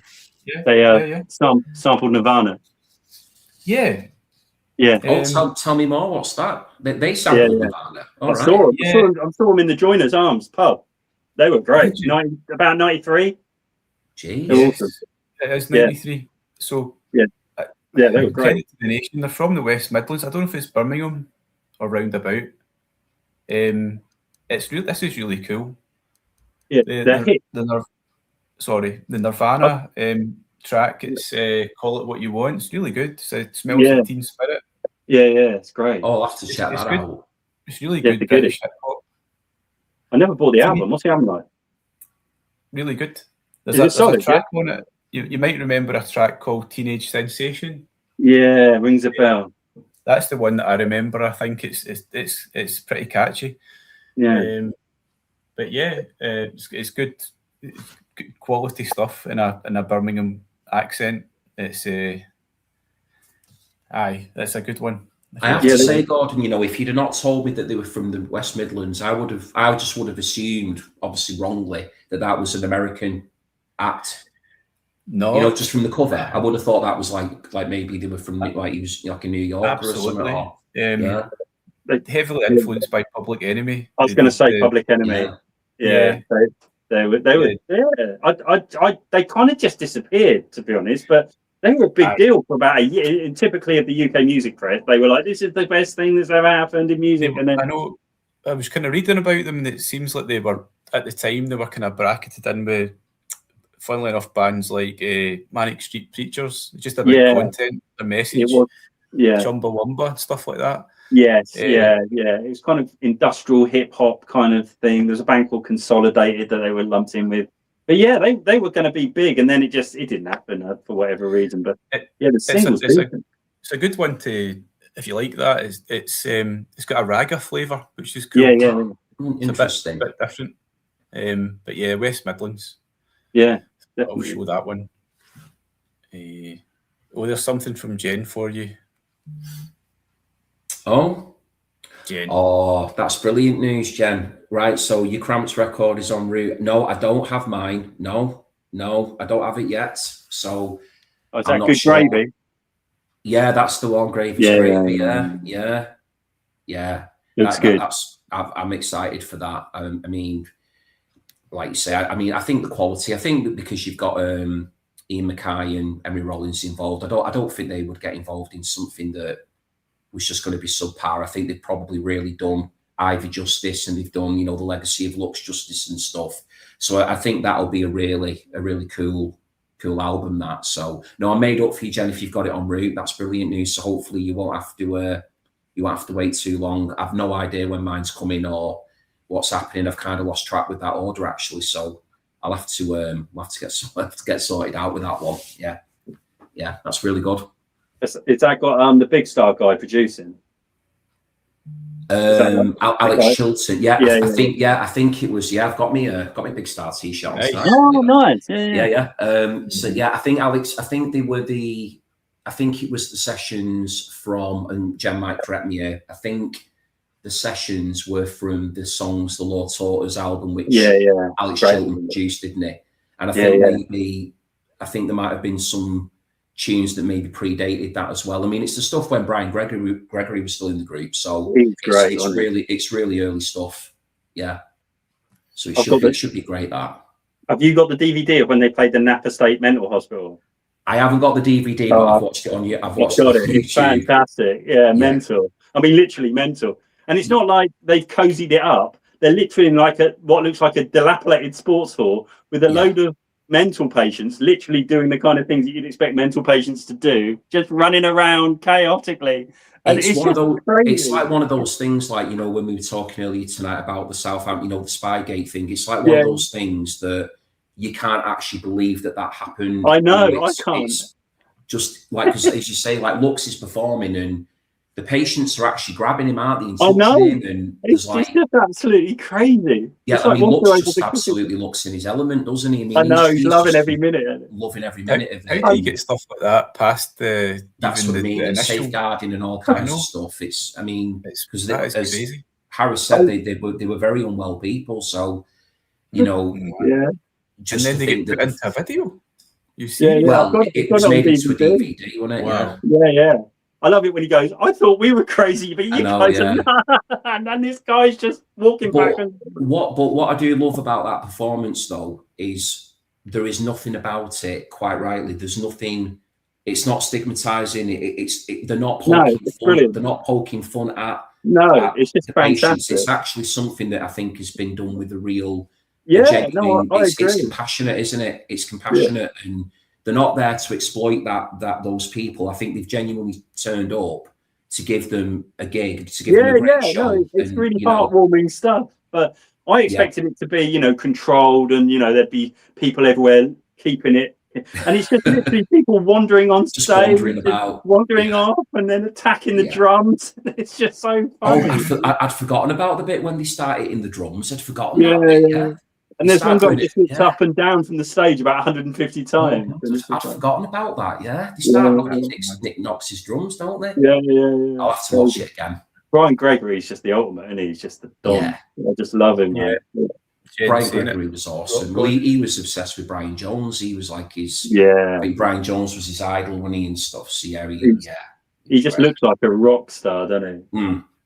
He looked like he wasn't long for this life. But Harry, so in the space of this live, then, I need to revisit The Cure's Kiss Me, Kiss Me, Kiss Me, and I need to rewatch the Napa gig. I think you do. Definitely. I do. Check out the times as well. Oh, 100%. Do you reckon that'll be on Spotify, that, Gordon? Or I'll have to check that out 100%. Yeah. I will do. I've made a note of that of that band on my phone here, so I don't forget. Right. Well, listen. Have you got any more records to show? As I said, I've got a few, but I'll just keep going. No, you guys go for it. I'm fine. I've got a few to show. Well, put a shout out if anyone does want to pop in. Yeah, if anyone's open. Join. We're still open at the moment. I don't know if we're probably in the extra time zone at the minute. Are we? We're into extra time. Hydration break. There's a hydration break taking place. But if you want to pop in, do you ever dig through your collection and think, how the hell did this get here? I've got the 12-inch here of Guns N' Roses' Welcome to the Jungle. Oh my goodness! The two of you there just blew my mind simultaneously, because I've got Gordon showing the Manics and I've got you showing Guns N' Roses at the same time. Go on, what's that? Oh, I love that. Did you two coordinate that or something? Was that already planned? Yeah. Wow. No, it wasn't. Do you know, this is one of my football ones though? Do you know the football team? Or shout it? No. There's probably a few. Slash and Burn. Hold on, let's have a think, Gordon, because I do pride myself on my Manics knowledge. So you're associating that to a football team. I'm associating a member of the Manics to a team. A member. Hang on. So it'll be Nicky. Is it Nottingham Forest? No. Down south, remember? Even South Liverpool, isn't it? Oh no, Nottingham, South Liverpool. Yeah. Cardiff, it's not Cardiff. No, because James Dean Bradfield is a massive Nottingham Forest fan. Oh, is it Tottenham? Right. Is it Tottenham? Yes, Tottenham. Yes. Okay. But what a song, Slash and Burn. Yeah, those early singles are great. I bought it for the Motown Junk though. Is that on there? Yeah. Is that on there? Oh, yes. Motown Junk's I think it's their best single. I love it. Yeah, that's why I bought it. I bought that when I was 15. That's one of my OGs. Wow. I remember when it came out. So that came out in 92. Maybe that single in 91, I'm not sure. But the album. I love seeing that because I've got that and the favourite band. I tried to see them. They played my hometown in 91. I was 15. We tried, myself and Jack, Final Voice Jack. We tried to sneak in. We tried to bribe our way in. We tried anything to get in to see them. We weren't allowed. We failed. But big fan back then. But yeah, Nicky Wire, apparently he's a good footballer, I think. Yeah, he's a football nut, isn't he? He's a sports nut. He's obsessed with cricket, everything. It's Tottenham. He's a Tottenham fan. Oh, yeah, I got there in the end. I think he had aspirations to be like the next Glenn Hoddle. I think I read about in a Manics book years ago that he was actually at one point Nicky Wire good enough that they were thinking of even getting trials for Wales, for the young Wales team as well. Apparently he was a very good player but he had some knee issues, I think. Yeah. Well, there's a story that he was offered a trial at Arsenal and he turned it down. I don't know what the background to him turning it down was. Yeah. But yeah, probably too far away from home, I would have thought. I mean, you know, it's a long way to go from Blackwood in the valleys to, you know, to London, isn't it? It's probably just maybe. Well, I mean, if you'd have done that, we wouldn't have had the Mannix. So, you know, that's that classic thing, though. Football or music, isn't it? You could have picked either one. It's so intertwined. It's in a way that like American football and music isn't. You know, that's not a diss, but because football's so tied up to youth culture in Britain. Like, you know, kids are fighting and la la la, and it's so intense. Actually, the link to music and football. Like, because a lot of my mates were the casuals, like the troublemakers, and it always. But I wasn't one. Obviously, I couldn't knock the skin off a rice pudding. But those boys were all. But they liked me because I had a lot of records. So they were like, oh, and it's really weird because they were the toughest guys around. You know, they're 15 to 16 off the estate, but they were always into the stuff like Kool and the Gang. It was all that. They were all into like soul, like the OJs. And it's like all these hard guys were really into like Luther Vandross, and that I was fascinated by it. I thought. You're maybe touching on that whole thing about that casual culture, and it's to do with clothes, isn't it? It's to do with how you look. It's what you're listening to. It's all pretty important. But it genuinely fascinated me as I felt, because I was into the Smiths and that, and then I got in friends with all these lads who were, you know, real hard cases, and they just went to the football to have a fight with. And then they'd put a tape in, and it would all be like OJ's, Luther Vandross, Kool and the Gang. And actually, the soundtrack to The Firm, you know, have you seen the film The Firm, the hooligan film The Firm? Yeah, Gary Oldman. Yeah, the soundtrack to that is all that sort of music. Yeah, it's all 70s and 80s soul. It's really interesting. But I think there's a film Away Days that's got a great soundtrack, but that's more like post-punk and that. But that's a really good one.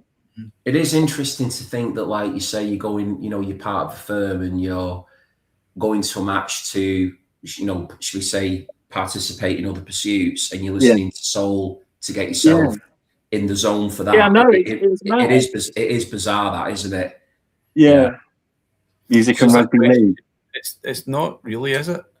But that's interesting, isn't it? Because it isn't. You know, it is only football. Because I think it's because when I went to the football, like 85, you wouldn't see anyone really over the age of 40 there. Really, I mean, now you see mums, dads, the lot. But it was cheap to get in. No one wanted to go because there was always fights. Yeah. So if you went to the Dell, and we were one of the softer teams, it was all kids. You know, you really wouldn't see a lot of. You'd see some dads, but it was mainly young people at the football. So and I think that's why it was tied in with music and the jam. That's a big part of it. But I was just going to ask Perfect Prescription to clarify. I mean, what I was also looking at with that question is that what you tend to get with a lot of musicians is that they have a footballing background or pedigree, or they had trials, or, you know, maybe they played football for a bit and then they pursued music. Yeah. I don't think you really hear of many rugby league players or people that had rugby promise who then go on to play, you know, play in bands and stuff. I mean, I believe Thingy was meant to have been a brilliant rugby player. Nick Drake was meant to be brilliant at rugby. Yeah, he played at uni. Apparently, he was a fantastic rugby player, but obviously went on to create, you know, some of the most beautiful music ever. But I don't think you usually hear about people that have played rugby to a certain level that then end up playing in a band. But you get loads of musicians who've played football. I mean, I think Johnny Marr had trials at Manchester City. You know, he did. Yeah. There's a lot who sort of get to a really good level, but then for whatever reason they go on and pursue music, don't they? So it's probably just due to injuries, or maybe not quite being good enough, because it's such a competitive area to get into, isn't it? Professional football, you've got to be absolutely at the top to make it. So I think maybe a lot of them get into music, don't they? Yeah. So I've got the soundtrack to The Firm here, which I think was that a hooligan film. I'm pretty sure it was. Yeah, it was. Yeah. So it starts off with Soft Cells, Tainted Love, then Kool and the Gang, Get Down on It, Tears for Fears, Mad World, Yarborough and Peoples, Don't Stop the Music. That's a killer. Donna Summer's, I Feel Love, Rocksteady Crew, Hey You the Rocksteady Crew, the OJs, Put Your Head Together, ABC, Poison At, the Gap Band, Oops Upside Your Head. It's like crazy, isn't it? It's like the Fatback Band, I Found Loving, and that's the sort of stuff that the boys I knew were listening to, and they were absolute Herberts. They were like nutters. It's absolutely mad. It's hard to think you would get ready for a kind of rock by listening to the OJs. I think in a way it's tied in with the clothes. Yeah. It was like because you were wearing nice clothes, you wanted to look like you had a lot of money, you know. So they used to wear Fred Perry, Pringle, stuff like that. And I suppose that music reflected, you know, maybe I don't know. It's weird. It's bizarre. It's a very strange juxtaposition, like you say, of having this very soulful, chilled out music, and then you've got guys who are literally going looking for a fight. It just seems odd. It just does. But clearly the person that put the soundtrack for the film together clearly was of that world, because that's the stuff that they were listening to, and it was an authentic soundtrack. That just shows you, doesn't it, that the person who was involved in that part of the film clearly came from that world. Yeah. So guys, totally different. But do any of you remember the Super Bowl shuffle? No. Yeah. I don't remember fridge. That, no. 84 Chicago Bears, right? Oh wow! No, come on, Aaron, tell us what that's about then. So it was the Chicago Bears had a guy called the Fridge. He was awesome. Oh, I've heard of the Fridge. Yeah. And this is 1985, I think. Yeah, I think he was huge, wasn't it? And there was a team. It was the New England Patriots squeezed to the final. They were pretty shocking, but they managed to squeeze. And then the Chicago Bears, the Fridge, basically took them on his own. There were like 11 lads on him, and he was like throwing them off. And I think the Chicago Bears won 49-6 in the end, or something like that. Brilliant. And there you go. It was like the Fridge versus the New England Patriots. Like, no, it's like ridiculous. That's amazing. I don't know if Jen will back me up on that, but I think it was 49-6. I can even remember it. Wow. It was like crazy. He was like a one-man army then, yeah? He was pretty much. Yeah. Wow. Was there a song then that he released? Yeah, I'm sure that was the Super Bowl. I don't know. Is Jen going to say, is it Super Bowl Shuffle? Was that Chicago Bears? I'm pretty sure it was. Oh, totally. No, there you go. Yeah. Oh, yeah, I've heard of the Fridge. Yeah. Mm-hmm. He was funny, man. Wow. Oh, the shack of football. Right. Okay. Right. That makes sense then. Right. Yeah. Like a force of nature then. He was he was a big old unit. I don't know if he kept going. I don't know if he kept going, whether he just had one year in the sun. I can't remember. But I just remember the guy was ridiculous. It was like, it's a hell of a nickname, isn't it, to be called the Fridge, though, isn't it? I mean, that is some nickname, that, isn't it? Yeah. Jen, are you a Bears fan? I'm just wondering your knowledge of the Fridge. Where's Jen from? I think she's Indiana. I think she's from Indiana, isn't she? Yeah. Indiana. Okay. Yeah. Erie, Indiana. Mm-hmm. It's one of those areas in America that actually I don't have a lot of like cultural touchstone points for Indiana. I'm trying to think what bands. What's the big bands from Indiana? Michael Jackson. Yeah, Michael Jackson's from Gary, wasn't he? Indiana. Oh yeah, of course. Yeah, Indiana. Who did the Motown song? Indiana Needs Me. He did. Roger Dean Taylor, right? There's a band. I reckon you two would love these, actually, if you've not heard of them. From Indiana, they're a band called MX80 Sound. Have you heard of them? MX80 Sound. Yeah, I've kind of heard. Absolutely brilliant, really good. It was an old band.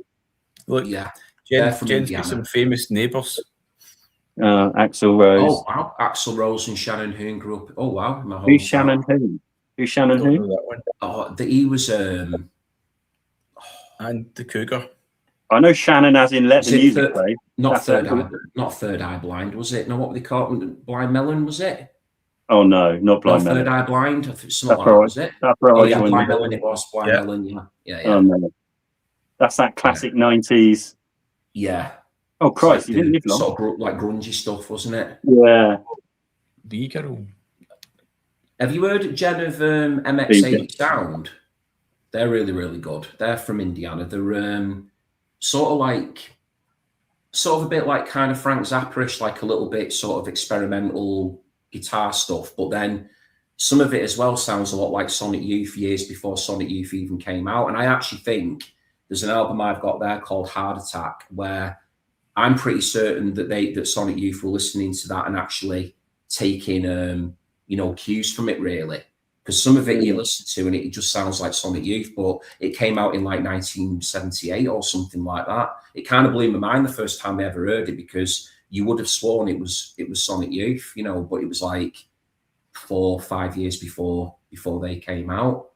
But really good album, that MX80 Sound one. Oh, yeah, I don't know. Blind Melon. Girl dressed up in a bee outfit. I don't remember that. That was like my musical nightmare. That whole era. That kind of beige. Was that not your cup of tea? That beige MTV era, I always call it. Like all the videos were like Crash Test Dummies, and that. Oh, it's just like it was horrible. They were great. Come on, no. They were. No, they were. There, Harris. Yeah, right, 90? No. 92? Right, you broke my heart there, so I'm going to need a minute and then I'll be back. Counting like Crash Test Dummies. Counting Crows. Oh God, no. It was horrible. No. I was like, when was that? It's about 93, is it? Yeah, there was a whole sort of post-Nirvana horror show that occurred, which is when I got into house and techno, to be honest, because I just I don't know any part of this anymore. I've completely had enough. But Counting Crows might have been the band that pushed me. Who is that one? What's up? No. Three Non-Blondes. It was horrible. What's going on? What's going on? It was just like the worst shit. There was a lot of terrible kind of discos for young people. That's the kind of music that was getting played a lot, and it's a shame if that's what you were into. That well, fair play to you, but yeah, but I was kind of checking out the '60s and Jack said he was doing the same, but you can't. That's unacceptable, isn't it? Really. What's going on? Oh, terrible. Mercy Yank. Oh no, Mercy Yank. We don't upset Mercy Yank. So hang on, is Mercy Yank from Liverpool living in America or American living in Liverpool? He lived in Liverpool for several years. Oh wow! But he's from America. He's in America now, I think. Oh, nice. I'm right in saying. Yeah. He can let us know. And I don't know if he took up an affiliation with Liverpool or Everton or Tranmere or curious. Lisa Loeb. Do you remember Lisa Loeb? I miss you. It was just horrible. Basically, that Left Eye Lisa? No. Everyone was trying to sound like the girl from Friends who sang Smelly Cat. Oh no! Basically, every band was basing their whole career. It's actually 93, isn't it? It's kind of a few of that things have scarred into me. That whole Rembrandt's stuff as well. Oh yeah, that was horrible. Sixpence None the Richer. Do you remember that? No. No. What was their big hit? Kiss Me. Oh, it was horrible. They did a cover of There She Goes as well by the Lars. Oh, did they? They did, yeah. They did. Oh, wow. Okay. Yeah. I'm sensing that may not have been brilliant, but maybe it was. It was pretty faithful to the original, except it just wasn't Lars. I mean, it was the same words and melody. They didn't sort of like, jazz it up or anything, but yeah, it was. Oh, he's on the wheel. I don't think that's not a song you touch, is it though? That's kind of. Boo Radley's covered it, though, Gordon, as well. Boo Radley's covered it. Yeah.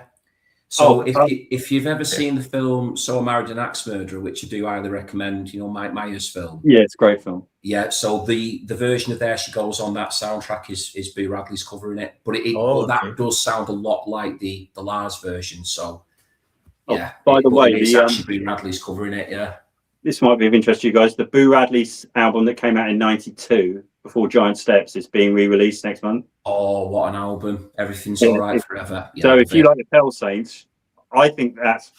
I've got that Aris downstairs. It's a great shout. Yeah, I've got Everything's All Right Forever. Yeah, it's on vinyl you got it? Yeah. You got a vinyl copy? Yeah. Holy shit. That's do you want me to get it? How did you get that? Well, I've got it, but sadly, it hasn't got the thingy with it. It hasn't got the Sunfly. Was it called Sunfly or Sunflower? It hasn't got the 7-inch with it, but I can show you my copy. Yeah. I'll go and get it. Won't be set. He's racking up the set. Have you got any of the early Boo, the Radley stuff, Harris? I've got. I really liked him. I haven't So I've got Giant Steps on vinyl, which I probably bought around the time it came out in '93, which I think is a really great album. Yeah. I've got loads of the 12 inches. Actually, the 12 inches I've got aren't that great, but there's one 12 inch I really want, which I never see, and I can't remember what it's called, but it's a brilliant song. It's a really short song, about a minute and a half, and it's just a great tune. It's like, I can't remember what it's called. It's a real shoegazy, sort of grungy one. It's brilliant.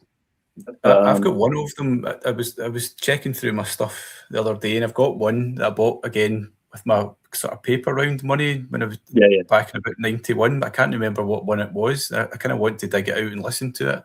Yeah, I think they had a debut that maybe wasn't that great. I'm not sure, but they're a band that are getting a bit of a revision, would you say, at the moment? Maybe, they're they're a bit unfashionable because they weren't like good looking lads or anything. So I think they kind of got. I know they weren't that fashionable back at the time, were they?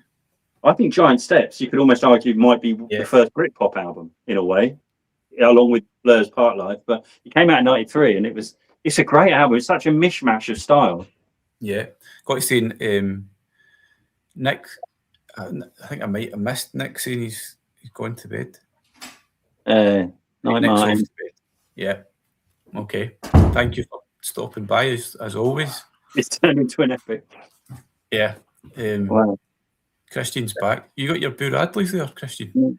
I just grabbed them. Yeah, I've got 3. So, so I've got Ichabod and I.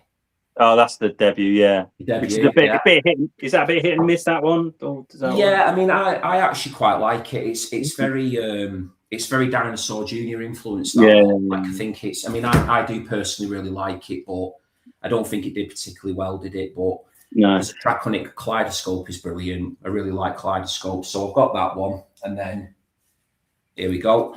Take it out the sleeve. Wow. There we go. Wow. Yeah, great album. Really great. I absolutely love it. I mean, it is. What's the song that goes on for about 90 seconds? It's down. Oh, that's what is it? Don't stop your down. Oh, it's brilliant. I'll show you the track listing on it here if you can see it. It's so good. Wait, and there's hold on. Sorry, let me max him. Make you big. Yeah, make me big. Make me big. Lazy Day. Can you see it? Yeah, it's called Lazy Day. It's brilliant. Yeah. So, and then just in case anyone's interested, that's the inner sleeve to it as well. Yeah. Yeah, that's an original creation. Press that. Wow, how did you find that? And then I've got Thingy as well. I just thought I'd grab it and show it. This is a creation. I've got Giant Steps as well. Yeah, I've got Giant Steps. I've got an original of that. Yeah, I think I bought that when it came out.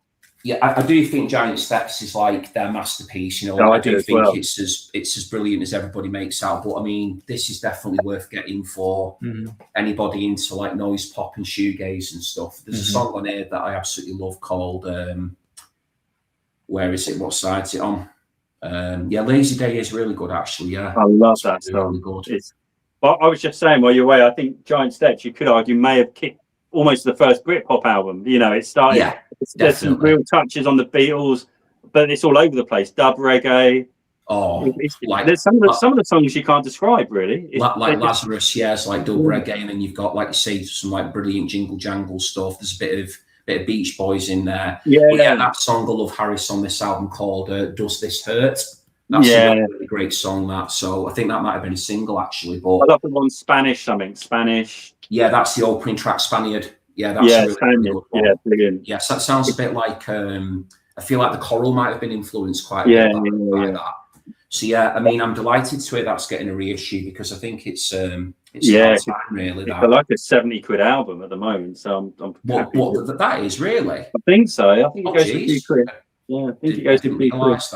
Because, like I said, I always thought that mine was incomplete because it doesn't have the 7-inch with it, which I think some copies of that did have originally. I think it was called Sunfly or something, but mine hasn't got that. But it's not part of the original album listing, so I don't really miss it too much. But yeah, that album I think is a really nice. Yeah. Brilliant. So therefore, Wirral. So I'm going to get some points hopefully for. Who can we have for them? Tranmere Rovers or something we can have for them, can't we? Actually, no, that'd be half man, half biscuit. I think. Mersey Yang said half man, half biscuit at Tranmere. And, yeah, they are. Well, they very famously didn't go on the tube because Tranmere were playing, weren't they, or something? Yeah, they didn't want to miss Tranmere playing or something. They didn't go on the tube. Yeah, obsessive, brilliant. I think the score is a minute. I'm just totting it up just now. It's Gav. I think Gav got. Is Gav still winning? No. He's disappeared. I think Harris is still. I'm not sure. Oh, Harris! I can't be having that. Point. But Christian, you're mounting a serious comeback here. I am. I'm mounting this. Right. Well, what I'll do in the spirit of fair play is I will give you an option of a few here. So I've got Oxford United. Yes. Swindon Town. Wow. Nottingham Forest again. Have Cornwall got a team, or is there any? Well, there'll be teams within Cornwall, won't there? And then I've got Yeovil Town. Oh, I think I know who your Yeovil might be. I'm curious to see if it's the same. Oh, right, okay. Harris, are you all out, by the way, Harris? No, I didn't prepare this much. This is crazy. No. But Christian's been away upgrading his shelves. I know. I have. I've been raiding. I have to get another beer on the way up. It's quite depressing. I'll tell you what, Christian, if you keep going with what you've got there, you're going to set a standard that it could be completely impossible to match in any future.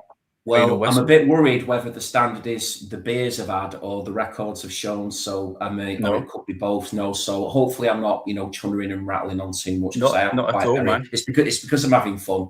And it's a Friday night. I've had a few beers here, so I've really enjoyed myself. But if you'd like to see the Oxford United or the Town or whatever, I can show you. I've got a feeling I know what your Oxford is going to be. Yeah, let's show that because this was actually a tip off from Gordon. This one. Yeah, I might know Oxford. What do you reckon it is? Are they a shoegaze band? Yeah, they are indeed. With floppy fringes.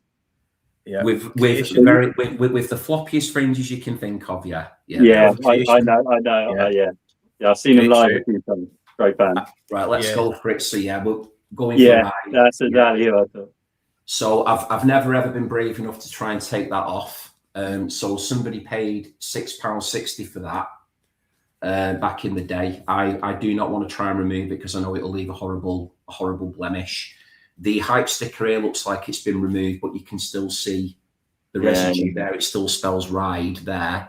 And then you've actually got a textured, you won't see it on the camera there, but it does say Ride along there as well.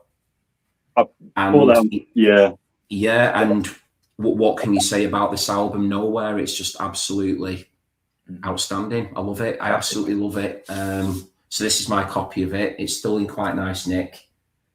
Here's the floppy fringes coming up. As Harris, there we go. Good looking lads. They were good looking lads. Very talented. One of creation's brightest stars, I would say. Very. Well, they were integral to the label, weren't they, for a good while? And they were the first creation act to go top 40, I think. Ah, wow, okay. So was that with a track Harris off this album, or was that off? I think it was one of the EPs. I think it was one of the EPs. I got one of the EPs, right? Okay. But my favourite track on there is Vapor Trail. That's just Vapor Trail. Yeah, Vapor Trail is my favourite track on there as well. Yeah, just an incredible track, I think. It is. It's awesome. I wish they pulled it out on 12-inch. I think that you can get it on 12-inch in America or something. But wow, still going strong. It's an amazing album, that, and I think for anyone who, I'm sure again people who are tuning in know of Ride and have heard of them, but if you're looking for Premier League level shoegaze and noise rock and stuff, a bit of dream pop again in there, I think I picked this as well because Gordon obviously did. We had a chat about an Oxford United or an Oxford pick, and Ride came to mind because Gordon had mentioned Ride to me, so I wanted to show it. But I also think that because I showed Pale Saints earlier, I think that they're a nice sort of dovetail with Pale Saints as well. So Nowhere by Ride. Please do check it out. Anyone who might not know that one. It's great. When did that come out? That was at about 1990 or something. That one was it 1990? Yeah, I think so. Yeah, it came out. Well, the album I think may have been 91 actually. I think the album was 91. The EPs came out in 90. Yeah. So yeah, that's my copy of Nowhere by Ride. Brilliant. Yeah. Brilliant to see that. I need to listen to that again, really. But yeah, I mean, Vapor Trail is like just it's ridiculously good. Yeah. Have you got Going Blank again, Christian? I have. I've got it here. I have. What? I mean, I can't remember if I had it on CD or tape. I just played it all the time. I love that album. Yeah, I bought it. I bought that one day it came out, and this is what I'm like. I can remember dates like there's no tomorrow. So I think that came out. This is so sad. I think that came out March the 14th, 1992, because really? I saw them on my 21st birthday at Poole Arts Centre, touring that, and it was really, they were pretty good. They had Mercury Rev supporting. Mercury Rev was really good. Love them. Oh yeah. Yeah, Mercury Rev were touring their first album, Your Self Esteem, and they were amazing. Yeah, they but Ride were good. The drummer, man. Yeah, Is it Loz Colbert? Oh, he's a brilliant drummer. He's really underrated, I think, him actually. Yeah, he's kind of such like Keith Moon, isn't he? Yeah, he's amazing. Harris, I just googled it. Oh yeah. Yeah, there we go. Yeah. That I don't have it. I think I hate to say it. I think I might have given it away, but that's just how things. That's how things were in the 90s when records weren't worth anything. I've got Best of Ride as well. Oh wow! Okay. So that's got some. Really nice. Like that's got some of the early EPs and stuff on it, Harris, that you've mentioned, like Taste and Chelsea Girl and stuff like that. Yeah, I've got one of the EPs here. There's some really nice. It's like a nice gatefold on that as well. I think I've got the Chelsea Girl EP still on vinyl, sitting around. And I've loved that comment from Mercy Yank. Wow. I can't quite imagine how much that a CD in a wooden box in their homemade series.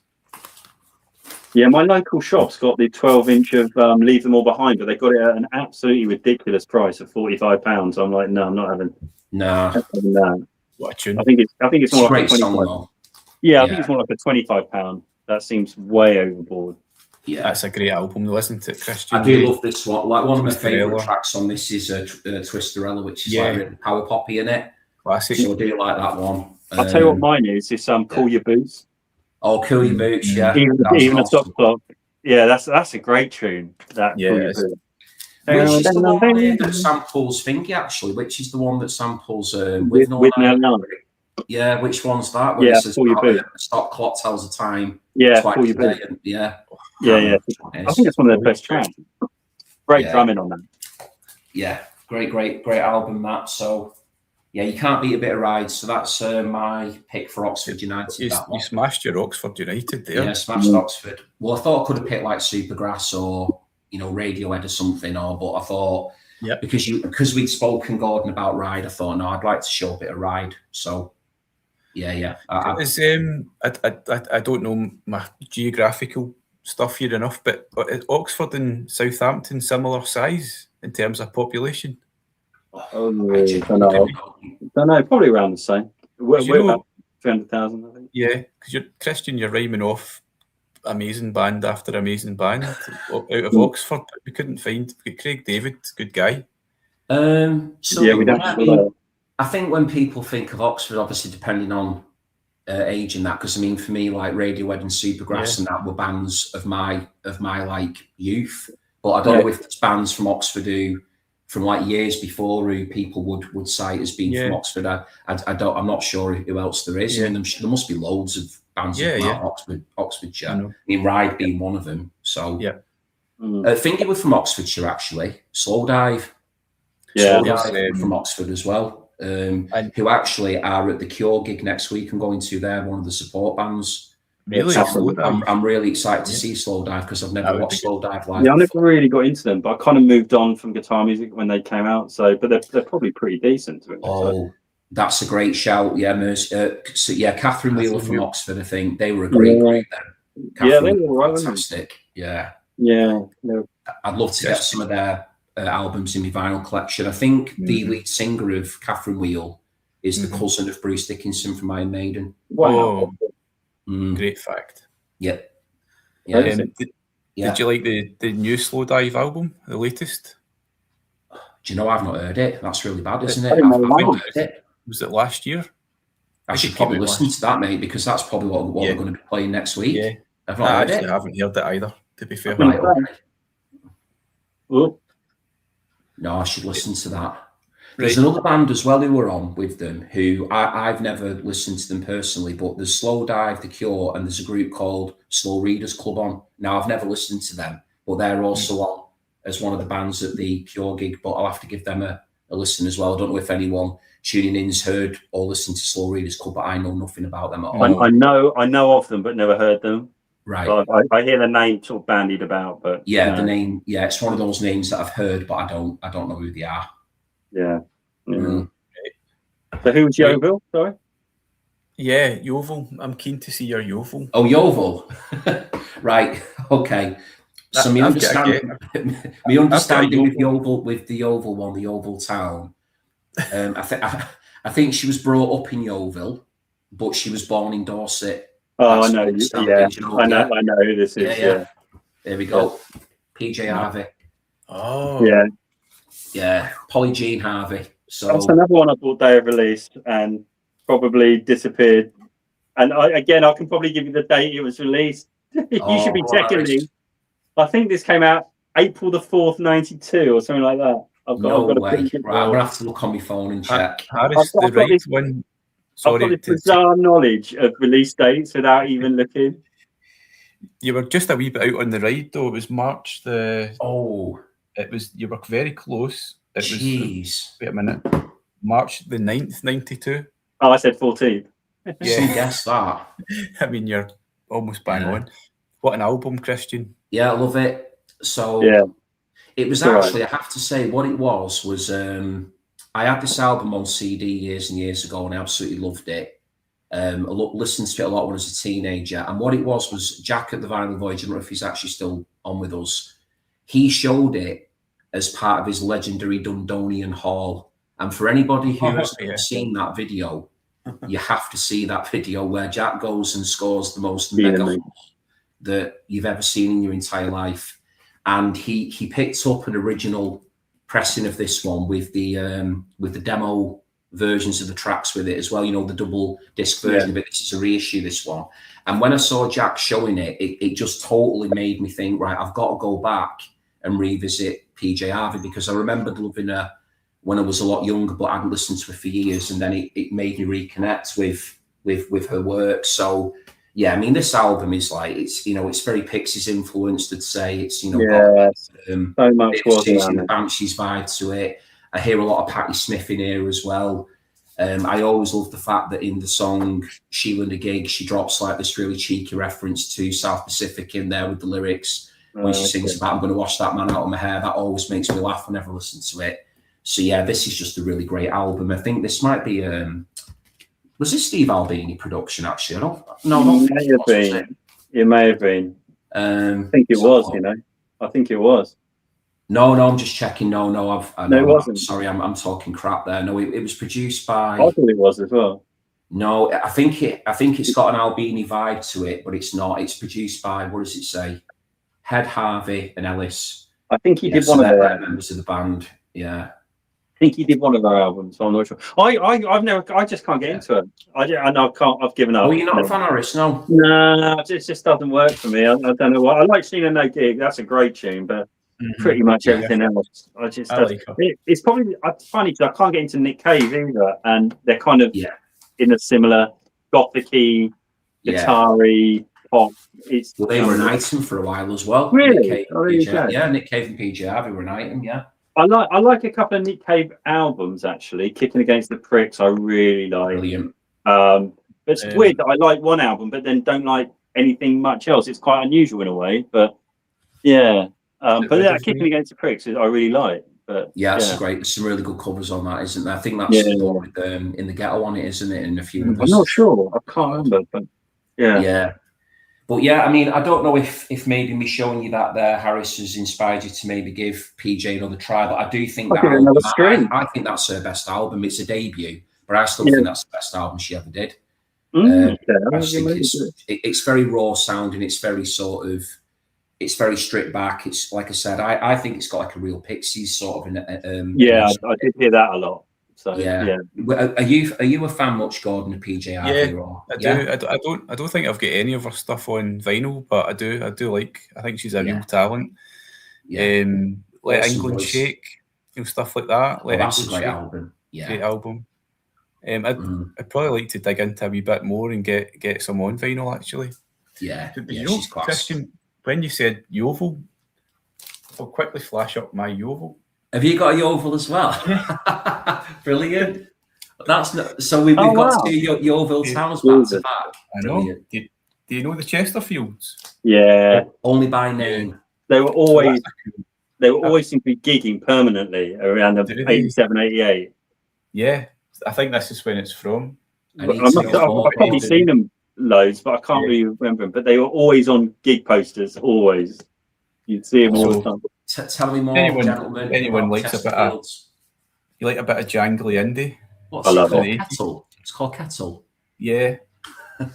Brilliant. This is look at some of that. Look and see them song titles. Yeah. I kind of getting a bit of a Half Man Half Biscuit vibe from that somehow. I don't know why, but what's it say? Everything. What's that one called? Everything a boy could ever need. Kiss Me Stupid. Yeah. Thumb. Thumb. Right. So what do they sound like then? It's very upbeat. It's possibly kind of one paced. It's kind of constantly upbeat, jangly indie. It's catchy. Quite short tunes. Bit like the Closed Lobster. Were you into the Closed Lobster? Closed Lobsters. Brilliant. For me, big fan. I don't think it's quite in that. No, not quite as good as that. But yeah, if you like a bit of jangly indie pop, you're going to enjoy that. I can't find the Closed Lobsters anywhere. I really want that album, the one that's probably their best. That everyone says it. I showed it last week. Saltless Land. It's so good. I just love it. Yeah, I kind of ignored them at the time because there were so many jangle bands, and I didn't have that much money at the time, so I couldn't buy them all. And now I'm looking back, that would be a nice one to. Yeah, I picked up my copy. I don't know. I picked it up this year, certainly on vinyl. I think it's great. It's one of my favourite pickups of the year. Is it close to Gordon to show it? Because mine's downstairs, but if you've got it there, I would risk waking up the family to get it. No, I won't do that to you, but I'll wake up Michelle. I think. How good is it though? I have got Fox Says though. That is a great album. That. There you go. Oh wow. Oh, the OG. That's a grail. Check it. Can show us what's on that again, Harris? Yeah, look at that. Yeah, some bangers.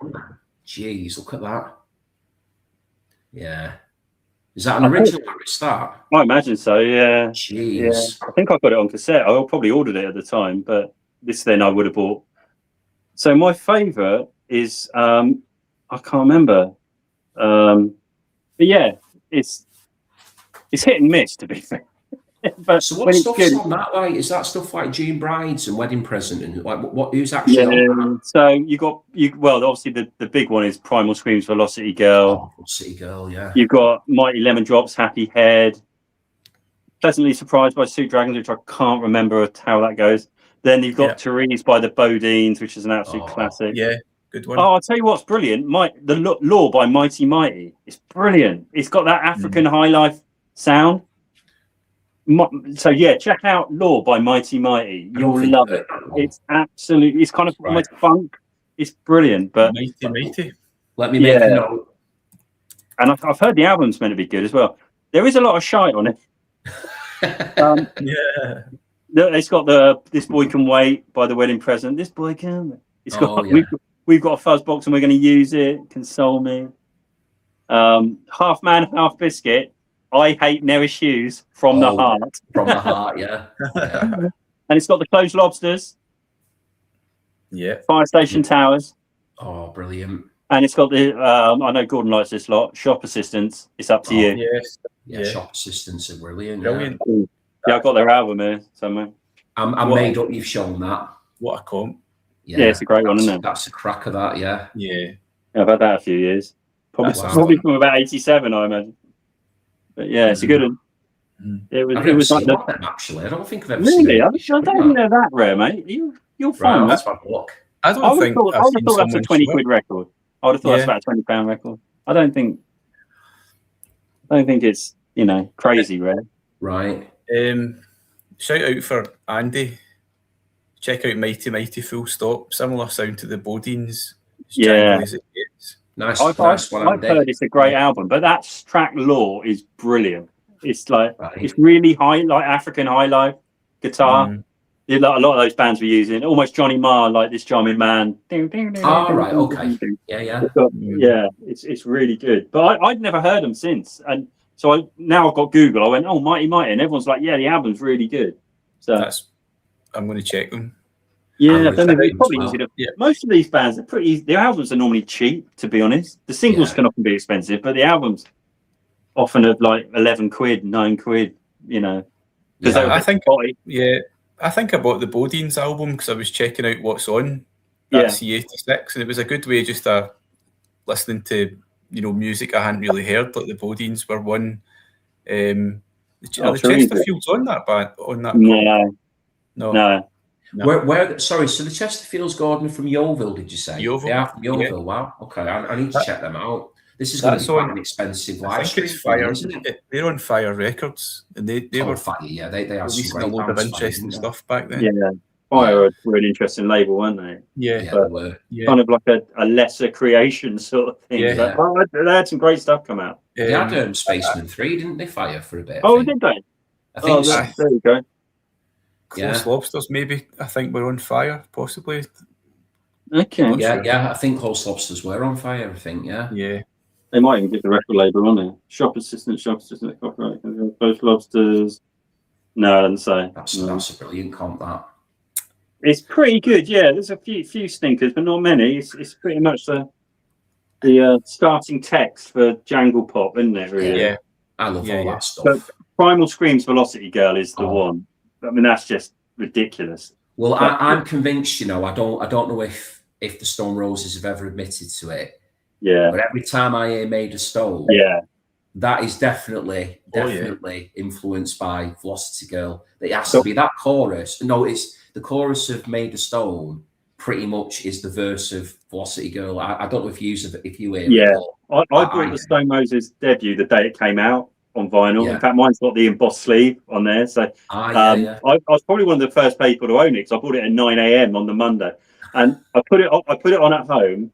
And the minute I heard Made of Stone, I just went, "That's fucking Velocity Girl." Honestly, I did.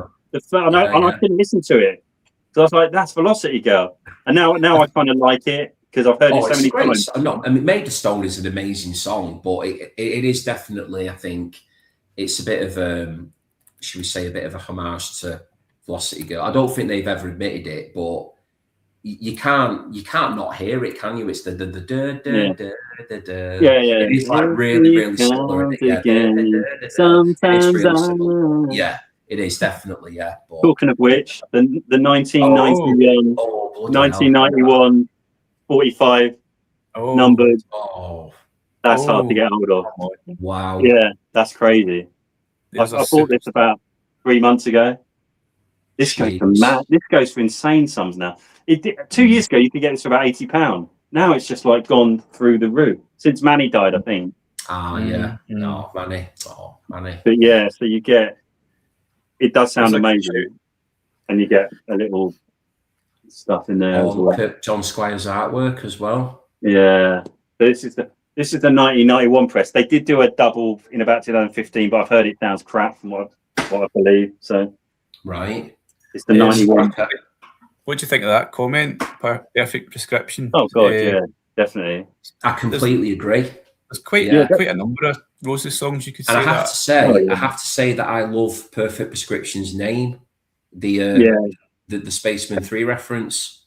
I love it. No, it's like that's an amazing album as well, Perfect Prescription. So no, I do think Sally Cinnamon's got a jangly C86. Oh yeah, they were like a C86 band. My favourite Stone Roses track is probably Mersey Paradise, and that's proper proper C86 gear, isn't it? That is. Yeah. But I love that track. Going Down. Yeah, brilliant. All those B-sides are amazing. Oh yeah. Have you ever heard all the controversy that Lee Mathers or Mavers, whatever people pronounce? I always say Mathers. Lee Mathers from the Lars. He always apparently he used to refuse to call the Stone Roses the Stone Roses. He would only ever call them Fool's Gold. Really? The reason why he insisted on it is because he reckoned that they embraced that whole jangle sound thing just to kind of break through. Because he always maintains like that they were goths, which they were originally. You know, like they had a bit of a goth sound at the very beginning of their career. Like they almost sounded a bit more like you know, early Sisters of Mercy. And I watched the interview years ago, and he said like, you know, they used to wear leather trousers and they used to wear like paisley shirts and all this stuff, and they looked like goths. So it is funny if you can look it up. Liam, he's always said that he can't bring himself to like the Stone Roses because he thinks that they were almost like kind of, you know, faking it to make it, which I do think is really harsh, because I mean the Stone Roses are an amazing band, but it always made me smile that Liam Evans thought that he thought that they were very authentic to what they wanted to do, but he felt the Stone Roses kind of took on a sound that would make them a little bit more accessible. So I don't know what you two think of that. I thought it might be like something we could briefly talk about, because I just think the Stone Roses are quality anyway. So I mean, the early years, I remember buying a bootleg cassette years ago, and I didn't think much of the early stuff, if I'm honest. I thought it was crap. From what I gather, Manny kind of changed the band quite a lot. I think Manny, from what I hear, he completely changed things quite a lot. And because he wasn't the original bassist, was he? That's a good point actually, because the other guy was Pete Garner when they were more gothic. That's a good point actually. Maybe Manny did make them a bit more funkier and a bit more psychedelic. Yeah, but I think it's the production on that debut is incredible. Yeah, the John Leckie production. I think that album could sound a bit average, not average, but with a different production. Yeah, that production is amazing. I think it's just superb. Yeah, really, really good. He's a great producer, John Leckie. Anyway, I mean, he's worked on some amazing albums, hasn't he? Yeah. Their sound evolved an awful lot, though, didn't it? It did. Go back to was it the very early demos into the stuff just before the debut comes out, and then you fast forward to Second Coming. I mean, do you two like Second Coming? I do. Do you both? Yeah. I'm not massive. No, I mean, not really. Again, it's another one I bought day of release, and I've said it on a Ben Rankin Street. We all gathered around, and slowly we'd all drift off one at a time until it was me just left, and it was like, I'm all right with it. I like some of it. I quite like. It's about 5 tracks I quite like actually, but some of it's just sags. It sags in the middle, I think, quite badly. I was a bit disappointed when it came out at the time. 6 out of 10 for me. Yeah, I was expecting like the debut on stilts or something like that. Yeah. Like, how are you going to get that? So, but then when I remember when I bought the debut when it came out, I was expecting a kind of Fool's Gold kind of vibe running through the thing. It's obviously not there at all. So I was a bit.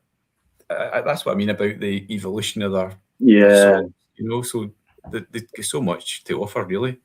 Yeah, it was a bit classic rock in places, like you say, Gordon. Maybe it wasn't made as funky as you thought it'd be, or no, I wasn't expecting it. But 10 Story Love Song's fab. Yeah. I quite like the funk stuff. You. Yeah, like Begging You. Begging You's amazing. That's all right. I quite like the opening track actually. I quite like the opening track. The funk. Oh God, what's that called again? Not Driving South. What's it called? Breaking Into Heaven, no? That one. Oh yeah, Breaking Into Heaven. I think that's a great track. I wish they'd done more like that, maybe. But they had that groove, and I think when you're talking about Manny had that sort of funky bass groove. And Rennie obviously as well. Incredible. Right. It's Mersey Yank talking about Ian Brown's solo records as well, which I thought some crackers there. Yeah. Unfinished Monkey Business and so on. Yeah, that's still my favourite of Ian Brown's Unfinished Monkey Business. Yeah, that was brilliant. I just lost all enthusiasm at this point. I'd moved on. I wasn't really listening to. I'd pretty much gone techno and house, and about 94, 95 onwards, I just lost interest. I don't know why. I like the odd Ian Brown signal. The obvious one, Fear, is brilliant. Oh, Fear, Fear was great. Music of the Spheres, Yeah, I just didn't have the energy anymore to listen to it, to be honest. It was just lesser versions of what had come before for me. But so were you listening in the mid-90s to like, you know, sort of just electronic dance music and ambient stuff and that type of thing? Or? Pretty much, yeah. Do you want to see one from Cornwall? Go on. Right, I know who this is. Accuse yourself up. Yeah, I know who this is. Oh, what? Classic. Yeah. Aphex Twin. Yeah. Is that a repress? Yeah, that is a repress. Yeah, I mean, I would absolutely love to have an original, but I haven't got one. But this is the next repress. Yeah, that's so great. I'm showing this one for Harris. So I think the Cornish connection. I think Richard D. James was brought up in Cornwall. Was he Red Roof, I think, or something? He was born in Ireland, I think. What's the name? Oh, really? Yeah, that's probably his. Yeah, probably, you could argue his best album, actually. I think it's his best album. I mean, I've listened to a lot of Aphex Twin, and I think what blows my mind about it is it's, you know, from 1985 to 92. Yeah, some of the stuff on this, he was like 15 when he composed. I know. He's an absolute prodigy, which is just absolutely crazy. And the thing, what makes it more mysterious is because you don't know which of these songs came out in the 80s. You know, which I know. Yeah, I don't want to know. No, and I completely agree. I don't want to know either. But what I mean is that when you're listening to it and you're trying to think, well, where was his head at as a 15-year-old? Like, which of these tracks were the young Aphex Twin?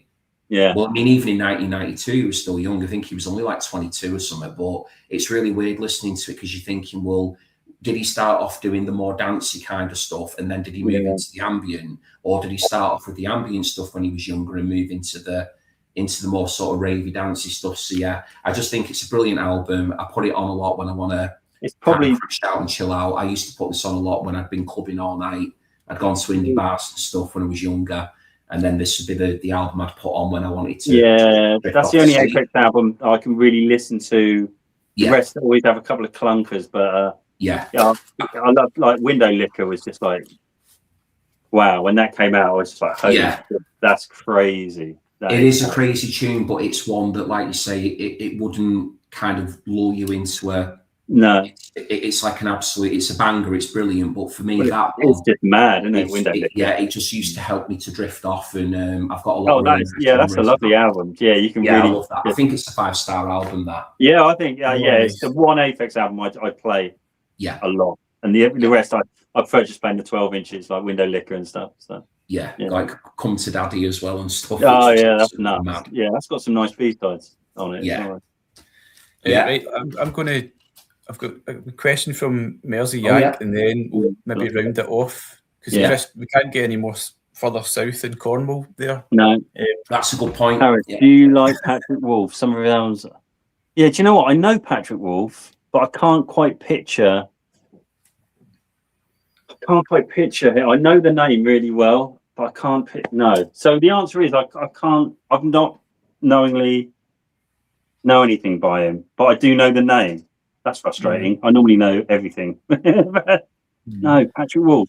So I can't answer that, I'm afraid. But I really know the name well. Yeah. So I can picture him. He was very flamboyant and very glam looking, I think. Yeah. He used to wear like a lot of sort of plumage and feathers and very. Yeah. No, he did. He was like he looked like a glam rocker, I think. But and I think he was, from memory. I think he might have been. I think he was a piano player, I think. But I don't. He's like similar to you. I couldn't say like an album or a song that that's Patrick Wolf, but I definitely remember him walking around and his name and stuff. So I'll have to check him out. Yeah, I'm going to check him out. He's released loads of stuff. I've just gone through his discography and nothing's jumping out at me. But that's weird. That's unusual for me. Normally I know, even if I don't know it, I know it, sort of thing. Yeah. Yeah. Okay. Yeah. Good question. Well, is he similar to like Rufus Wainwright or someone? Maybe? Do you know what? I was just thinking Rufus Wainwright, but I think he's more electronic, isn't he? I like Rufus Wainwright. He's in Cornwall. He's in Cornwall. He's in Cornwall. Nice. Right. Okay. Nice one. Well, listen, guys, I'm going to round it off as we're approaching 1 a.m. in the UK. Crazy. Is that what time we're on now? Wow. That's not good. I tell you what, that was absolutely great fun. Yeah, brilliant. Magic. So I hope we could maybe get together again, because that was really good fun there. Yeah, please do, mate. That's I good. love that. Oh, thank you, Gordon. Thank you. Christian, you're the. I stopped adding it up. I'm just going to say you won that final. Did I win? Just give it to it. Swindon Town as XTC. XTC. Nottingham Forest, Tinder Sticks. There we go. I think you got about 25 points right there. Got them in at the end. There we go. Yeah, that's all my records gone now, by the way. Because the moments in the Radleys, they weren't planned. So yeah. So I'll finish off just asking you if what's next for your channel. Just actually, Christian, I know what's next for you. I think you're deep in the midst of your 100 ending album finishing tunes, isn't it? I am, yeah. Which is cool. I'm currently at the stage now where I've made a commitment to me subscribers that the first part will land before the end of this month. So I've identified the 100 closing tracks that I want to talk about. They all have to be albums that I've got in my collection, but now I'm currently ranking them, which I'm finding really, really difficult, like really hard. Like I've done the 100 my favorite 100 openers, which I found a lot easier to do, but the closing ones I'm finding really tough actually. But what I will say is a bit of a hint. There's a couple here tonight that we've shown that we've talked about that will be in my top 100. Yeah. I think Harris might already know one already. Will you probably go as well? We talked about it before, but you'll have to wait and see what number it's. I think I might have a couple in mind, but yeah. Yeah. Cool. Then how about you, Harris? What's that? On the channel, apart from your launch for leadership? I don't know, mate. I don't know. I hope to make more videos actually, because I think hopefully there will be an opportunity to make more videos. Yeah. Now, due to a slight change in not my circumstances, someone else's, which might make things a little bit free up some time for me. So that'd be good. So I'd love to do about a video every 2 weeks. I've got a few themes in mind. So well, cool. Yeah. And if you guys, if you're free on a Friday, please, to pop in here. Definitely. So if you'll have me back, I'll try not to be as merry next time and not churning on so much. I am feeling a little bit merry. I think it's the heat as well. So I've really enjoyed it. Yeah. Next week I've got Steve Carlson coming on. Oh, legend! Excited. Excited to bring Steve in. Yeah, that's great. We'll take it from there. But listen, guys, a massive thank you, as I said. Pleasure. And I'll definitely see you again. So take it easy. Take it easy, chat. Thanks, everybody. See you later, Christian. Thank you. See ya. See you later, guys. Bye. Bye.